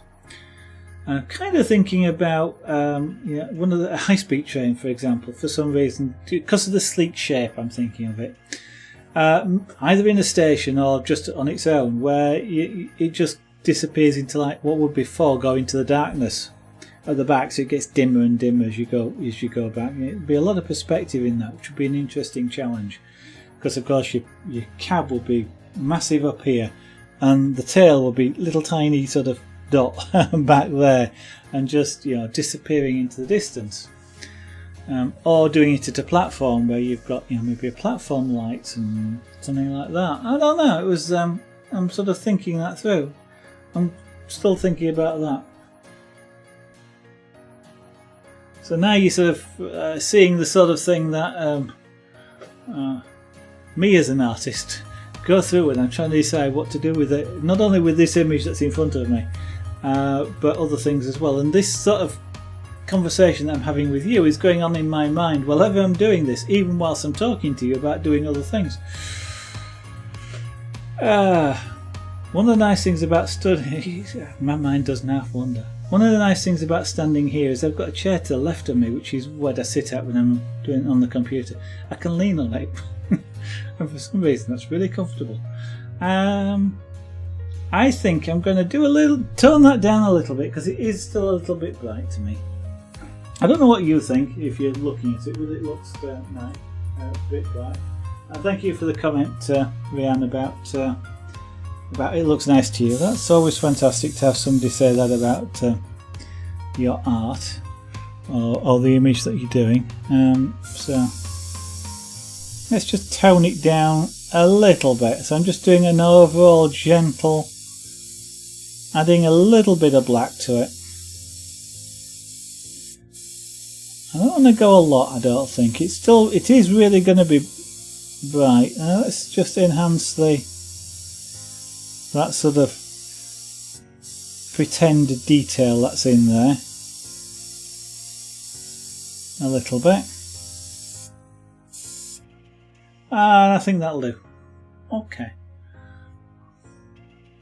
I'm going to leave that one as that. So the only thing I would think, I don't know, you guys that are watching, you got any thoughts? I mean, what do you think you'd like to see me try and attempt, or make a bad attempt at a canal boat of some kind, or the train as an idea, or got something else that might inspire me? I mean, the seashore was obviously one of them, but I've kind of done that recently with the glass engraving when I did the... Oh, actually, I'm just thinking that glass engraving was... Oh, it was here, yeah. So it's been done since April. I did the coffee jar. And the three sides of the coffee jar is places you might enjoy a coffee. And the fourth side just says coffee on it. But one side was a Greek coffee table. Another side was a coffee cup with coffee in it. And I think there's steam coming off of it. And the third side was the beach scene. You know, the palm tree, the sand, the ripples on the water. So I have done that one just recently, but there's, you know, a good idea. You know, a good idea deserves to be overdone. So yeah, I can do that again.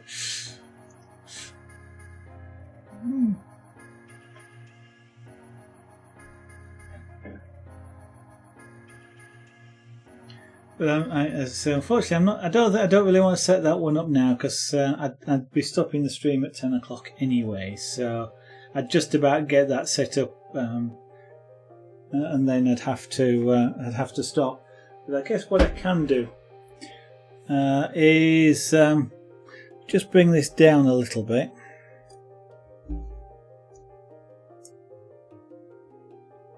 To about, and just, so what I'm going to do, what I might as well do now is actually clean out the airbrush.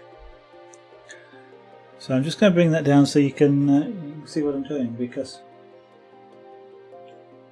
one of the things you don't ever want to do is let paint dry in an airbrush, because it becomes a real pain in the neck to get out. So what I've got is, I've got some black paint in here, which is even worse to leave in. And I've got, this is a nifty little device. Essentially, the only way you clean an airbrush out, there's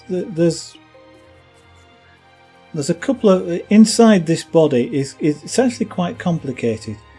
What you've got is, you've got an air valve here, which when you press it down releases air into a channel which is going down the body of the airbrush. Down the centre of there is also the something called a needle, which I will get out shortly.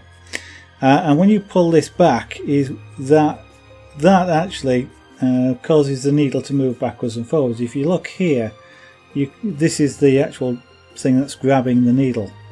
That moves backwards when I move this lever back, and that's what's retracting the needle, and lets paint come in. So you've got a needle down here, and there's a couple of rubber seals that stop air leaking out this way, so air is forced to go down down here around the needle.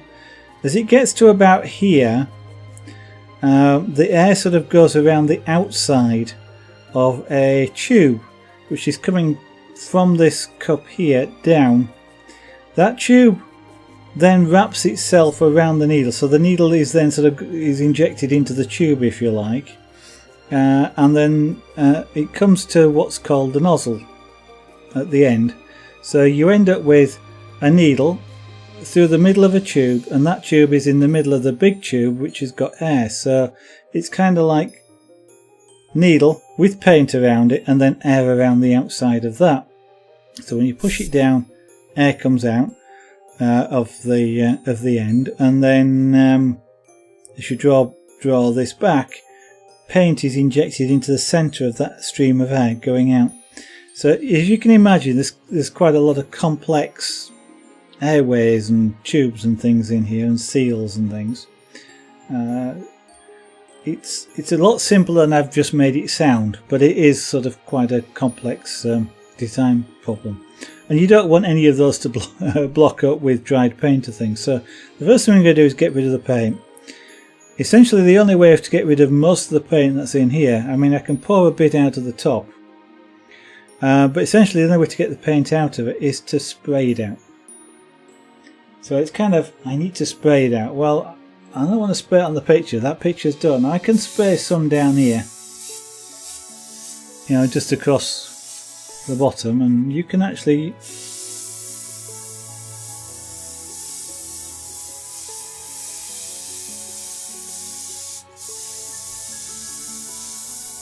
write with an airbrush. I don't know if that's come out very well, but I did actually just write Zaragan there. And just so you know, you can get rid of paint by having a bit of fun.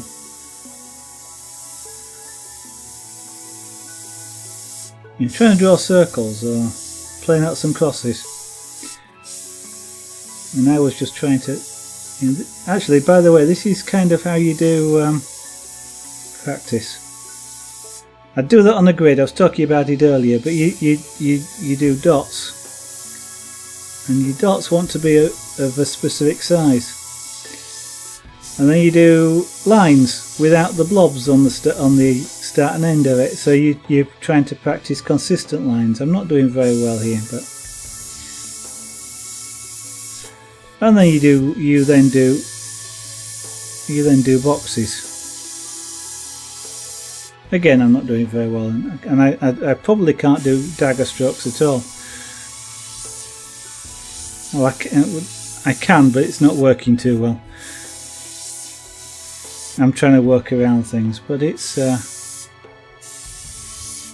The idea of a dagger stroke is it literally starts wide and gets to a fine point like a dagger. And you practice those, because that's one way of doing hair, for example, is a dagger stroke, because hair comes to a fine point. So when you're doing strands of hair, you do lots of dagger strokes. Same with cat fur, things like that. But anyway, to get rid of lots of paint, you can have a bit of fun, but if you've got a lot of paint in there, what I do is I use this. It's just a glass jar with a top on it. It's got a rubber. There's a hole in there, but it's made out of rubber, so that when I put that in, it creates a seal around there. This is an air filter, so when I just put air in and let as much paint through as I can, the filter that's in here stops the paint shooting out the top, but lets the air out. So what happens is it collects in the jar. So I've just dumped the rest of the paint into there, and then what I do with this, and this is how I would change colour if other than from black, is I just put some water in there and spray it. And I would keep doing this 4 or 5 times if I was changing to another colour, like if I was going from white to blue or blue to red or anything like that. I'd just do this a few times, and what I'm doing is just flushing out those tubes that's in there of the paint that's in them. Black is a bit too strong though to do that with, and I would actually clean the airbrush properly if I was using black. And I might even use airbrush cleaner, which is kind of like a detergent. It's a detergent, however, that won't damage the seals, because the seals that are in here are important, because they stop paint going the wrong way up the airbrush, and they stop air going the wrong way up the airbrush and making a mess all over the place. But what I'm going to do in a minute is I'm actually going to take the airbrush apart, which is how it gets cleaned properly. And despite the fact that I've done this quite a few times, it is surprising just how unclean it is. And one of the things I do use is I'll put some water in there, and I've got a paintbrush, just an old cheap paintbrush, and I just use that as a brush, literally just to clean the inside of both the cup here and the first bit of the channel that's in there, the paint channel. So just like that, just agitate it a little bit, get rid of it.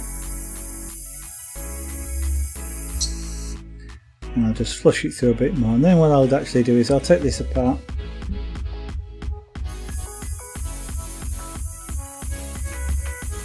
So you can't see much, but from that point of view you might just hear when the water in this case runs out, because the noise changes. So that's full of dark, dirty water. Doesn't matter what colour you've used, it usually ends up black.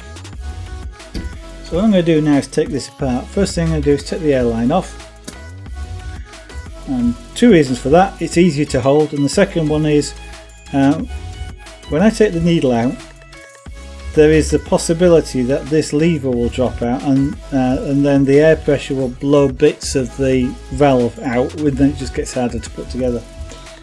Not impossible, but it's just save myself the trouble.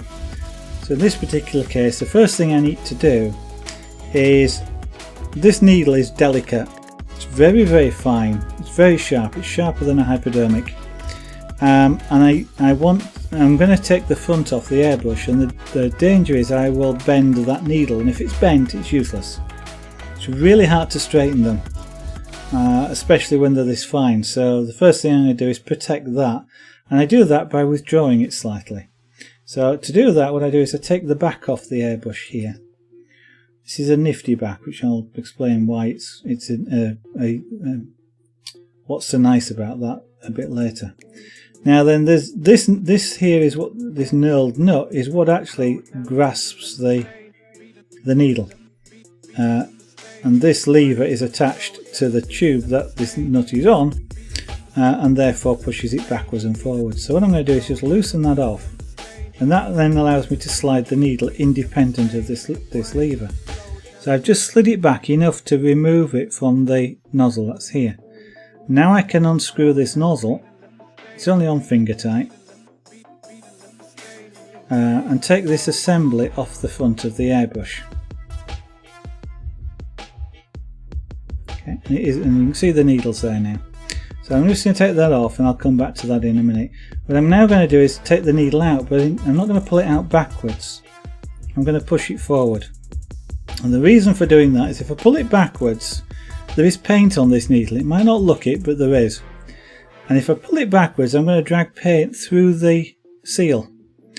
And potentially put some on the back of the seal where I can't get rid of it, and it will impede the use of the airbrush if it builds up, because it'll dry there and it'll make the needle not move as smoothly as it would. And then I've got to take the whole airbrush apart down to its last details. I've got to take the air valve out, I've got to take the body assembly apart to get to that seal and clean it up or replace it. I don't want to do that. So I push it out forwards, and that way, because the needle that's behind the seal has not got paint on it, if I push it out forwards, I'm not going to drag paint through the seal. And also, if there is any that's collected on the front of the seal, it will sort of be dragged out by the needle coming forward. So I do that. Now you probably can't see it, but there is paint on this needle. I can see it here, and I'll just show you that there is, because what I'm going to do is I'm just going to wipe it on this piece of paper, which you can see is white. Okay, now you can see the paint that was on it, and I've not got it all off yet, so I'm going to just grasp this a bit more easily. Now I'm pulling the needle away from the point. Okay, so that's the point. I'm pulling it this way. That way, if I pushed it, it'd jam in the paper, potentially bending the point. I might jam it into my finger, and it will go in quite easily. It's that sharp, but that might also bend the needle. And plus, I don't want to have blood all over the place. So I'm always pulling it. I pull it backwards away, and that way I can't. It was really hard to damage the needle doing that. So I just make sure it's clean, which it is, and I'm going to put that down there safe. The thing I'm going to do now is just take the cup off of this. The cup is where you will put paint in. You don't actually have to use one of these. I can put paint straight in here. The cup just allows me to have more paint in here than I would do without it. But people who do things like, or the people that used to do things like airbrush touch-ups for cartoons and things, would literally use an airbrush like this, because they will literally use one drop of paint and then just drop it into there and do their work. And they don't use sort of gallons of the stuff.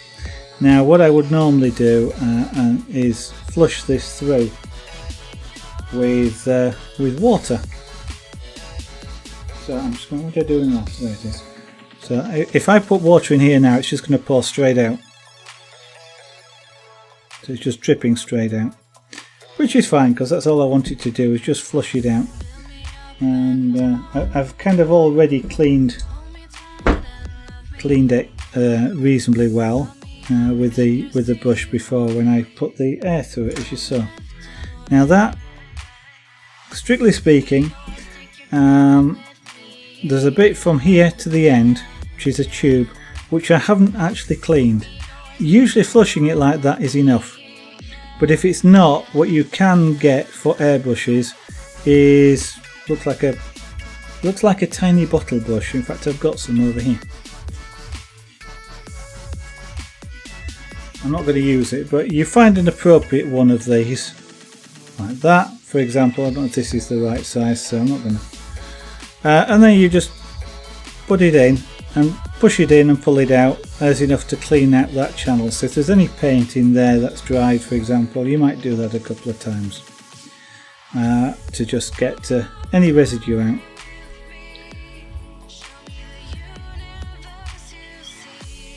Now then, the next thing I need to clean is this. This is a nozzle assembly, and what you've actually got is two pieces here. You've got a nozzle and a nozzle cap. the nozzle cap. It does two things. It holds the nozzle, and if I just put that back in there, you won't be able to see it, but there are 3 channels just around there that when I put the nozzle in, those channels will let the air go down the side of the nozzle and come out at the end, and that's how the air gets wrapped around the paint channel that's coming through. So what I need to do is, that's clean, there's only ever air goes through that, so I don't need to do anything with that. But there is paint in there. You can't see it, I can't see it. But one of the things, in fact I can't even see through there. But that's because the nozzle is 0.2 millimeters. So, tiny thing in there. And there's no way I can show you. But one of the things I have to do to see whether that's clean, the only way I can do it is I hold it up like this to a light and look inside the end. I'm looking to see a little tiny white dot of the light shining in the end, and I can't see it. I can't see it because there's paint in there. Okay, so I have to flush that through. There's 2 ways. Well, there's one way of flushing it through, and that is to push water through it, and I'm using a squeezy bottle here. So I will put that over the end, hold it tight, and this is where I get water all over the place, and squeeze, and I get a little jet of water out of the end of the nozzle. Even with a relatively low pressure, it'll go about 2 or 3 feet, and I don't put any more than that on. Now that's now full of water, so I definitely can't see through it, so I now have to blow through this, which has blown out the water. And now I can now see the hole in it, which is unusual. So it's really clean in there. But what I do then is do the same thing again. Hold it up to the light, and now, if I can get the angle just right, I can see a little tiny dot of white light. And that little tiny dot means I'm seeing out the end of this nozzle. And bearing in mind the internal diameter of that is 0.2 millimeters.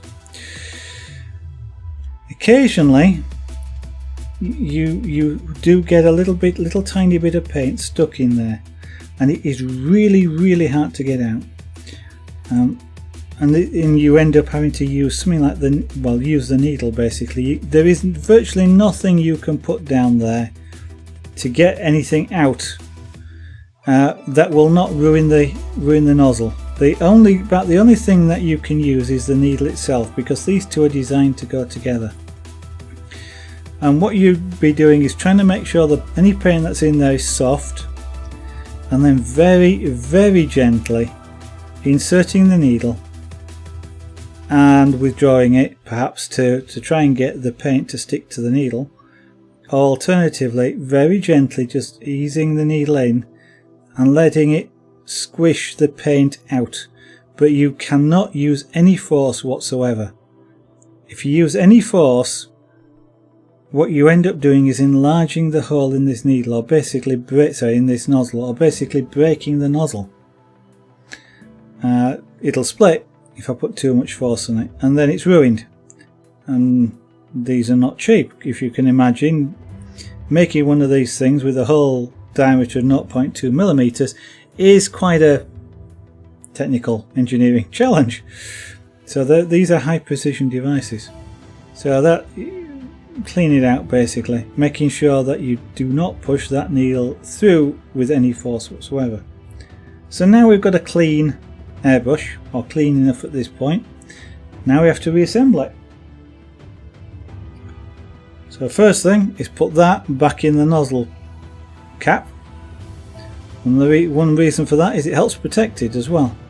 That's a lot less likely to get damaged now. As you can see, it's a big chunk of metal as opposed to a little tiny nozzle. So that's ready to go back on the front of the airbrush, which we'll do now. Incidentally, I don't know if you can see there's a black band here. That's a rubber seal. That's to stop air leaking out from the front of the airbrush here. So it seals the air into the body until so it comes out of where we want it to come out of, not out of the side here around the thread. So that just needs to be finger tight, doesn't need to be any tighter than that. Now then, next thing will be to put the needle back, but before I do that, what I do is apply a little bit of lubricant to that needle.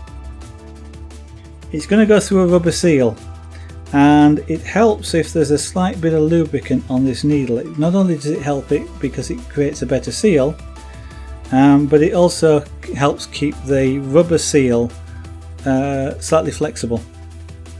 Now, you can't just use any old lubricant, you know, can of oil, anything like that. It has to be something which is not going to be detrimental to paint.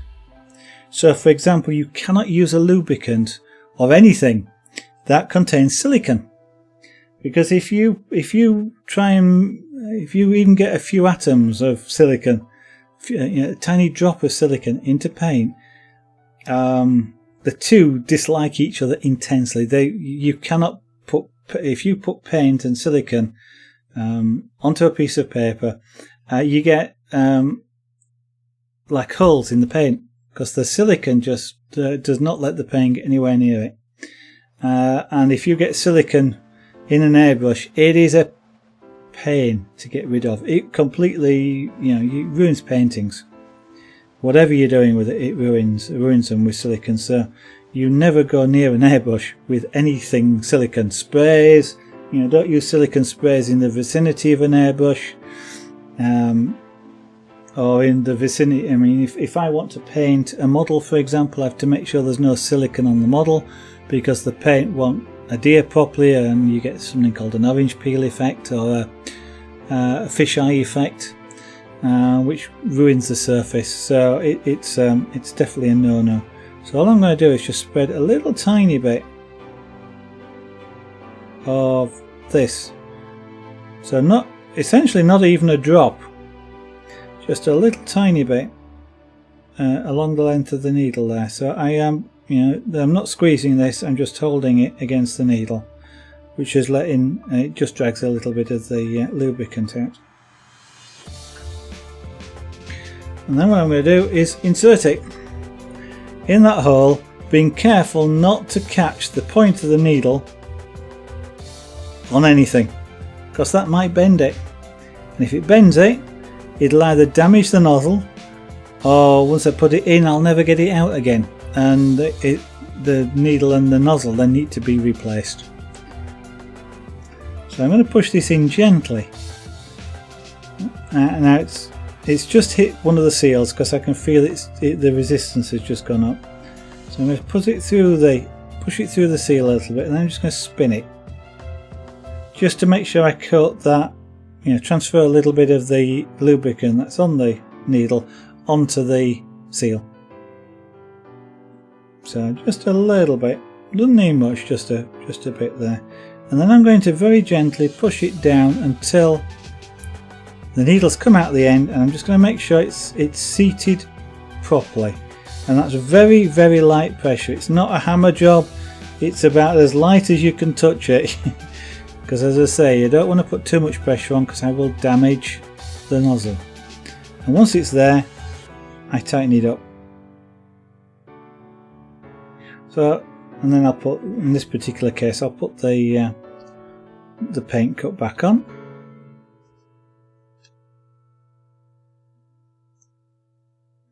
And then I'll put this end on, I'll screw this end on. Now, one of the things I mentioned, this is a special end. Not all airbrushes have this. To get paint to come out of an airbrush, you drag this back. There are times, like if I was wanting to write with the airbrush, I don't want to have a lot of paint come out. I want a little amount of paint to come out, and so that means I've got to move it only a little tiny bit. And if I want to have consistent, smooth writing with the same thickness of paint all the way, or I want to draw a line and I want that line to have the same thickness, it's skill, but it's really hard to sort of not move that this lever forward and backwards, even very slightly, and that can make a big difference as I'm working on it. So what this has, this particular airbrush and this back that's on it, has an end stop, an adjustable end stop. So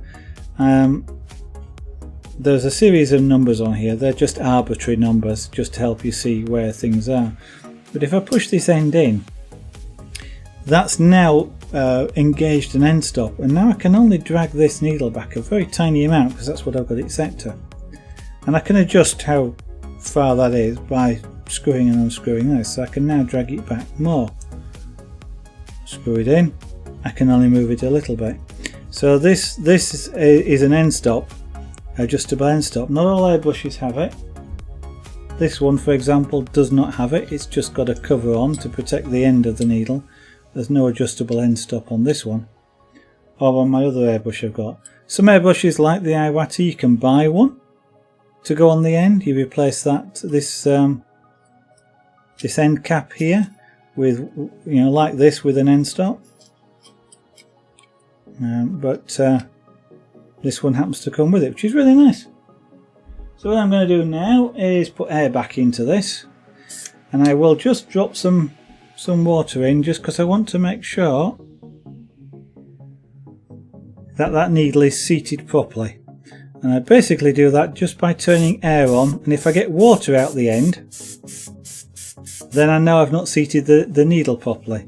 So if I do spray onto a piece of paper, there's nothing coming out. So that nozzle is seated properly. But what I noticed is, I don't know if you can see in the cap here, I've got foam. I've got foam because that means that air is actually going back up the paint channel. Okay, so I actually haven't quite got the needle seated properly because of that. Because that's the only place air can get back in to where the paint flows. So the air is coming through the body, coming to the point of the nozzle, and then going back in and up inside the paint channel, which means that there's a gap. So I'm just going to do is withdraw the needles, spin it a little bit, just seat it home, tighten it up. No, still there, and you see the paint cup is bubbling. And that's not a good thing. It may well be that I've got a piece of paint stuck in there. No, I'm still getting it. Okay. So I may actually have to clean this again.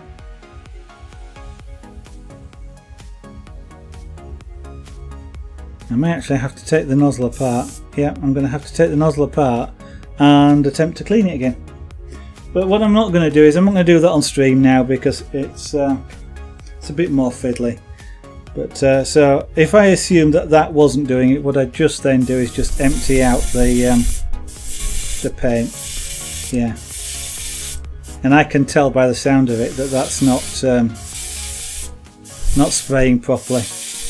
So I've got something that I need to work on, but I'll do that off stream. It's really fiddly, and you've seen what I have to do to try and do it. But that's cleaning an airbrush. So now, there we go. So if I just do that, we've reached 10 o'clock, and I've managed to. I kind of wasn't quite purposely sort of just filling in time, but that image is finished, I think. I'm going to leave it at that. I will sign it at some point, probably when I get on the next stream, when I've got some white paint in the airbrush. I'll put a signature on it of some kind. And I will have to decide what it is that I want to do, obviously, for the next stream. So I'm going to just... oh, look, there's John Miles. You can't see him, but if I do that... Oh, it's gone. Too late. I was just missed the John Miles image, which was a monochrome one, which was done on scraper board. So what I was going to do is just remind people about stuff that's down here on the bottom in the blue box. The URLs there.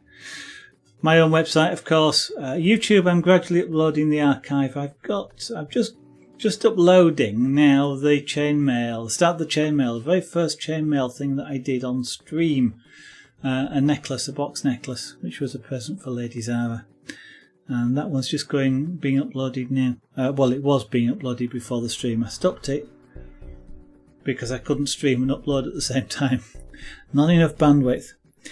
I will remind you of Etsy there as well. If you're thinking of maybe taking a look there if there's any presents for Christmas particularly, you might want to get in quite quickly because prices unfortunately do need to go up, and I'm going to do those shortly. So if you want to get the existing prices, then take a look, get some Christmas presents early. You might just save you the trouble of walking around shops and queuing and all that sort of thing. And what I was going to say, usual thing, Twitter and Facebook. If you want to learn some more about the stream and things like that, then they're available there. You can follow and get notified and that sort of thing. I'm also going to mention the two buttons, which I think, you know, I'm going to have a look one of these days, but I think it's the top left, isn't it? There's both a follow button there and a subscribe button. Obviously follow if you like what you've been seeing and want to see some more. Not only the airbrushing, but anything else that we do. There's all sorts of things like carving and pyrography and scraper board. And if you ask me on the stream, I'll explain what all those are, but not just at this instant in time. And of course, if you would like to, well, I'd be grateful if you'd at least consider subscribing to the channel so that we can use those sorts of pennies to do things like buy paint and paper and wood. And wood's not cheap, it doesn't grow on trees, to use an old joke. And just other materials and things that are also associated with the streaming itself, like another camera, for example. So, if you have been watching, thank you for watching. If you haven't been watching, thank you for watching, because otherwise you wouldn't have known I've said that. I should be around again tomorrow evening. Look out for me between 1900 and 2000 hours British summertime. That's 1800 to 1900 hours GMT, UTC. They're both the same. If you're not in either of those two time zones, then you'll need to do the maths for yourself, I'm afraid. Sorry about that. And we'll carry on with some more airbrushing tomorrow. Thank you, and see you on the next stream. Bye for now.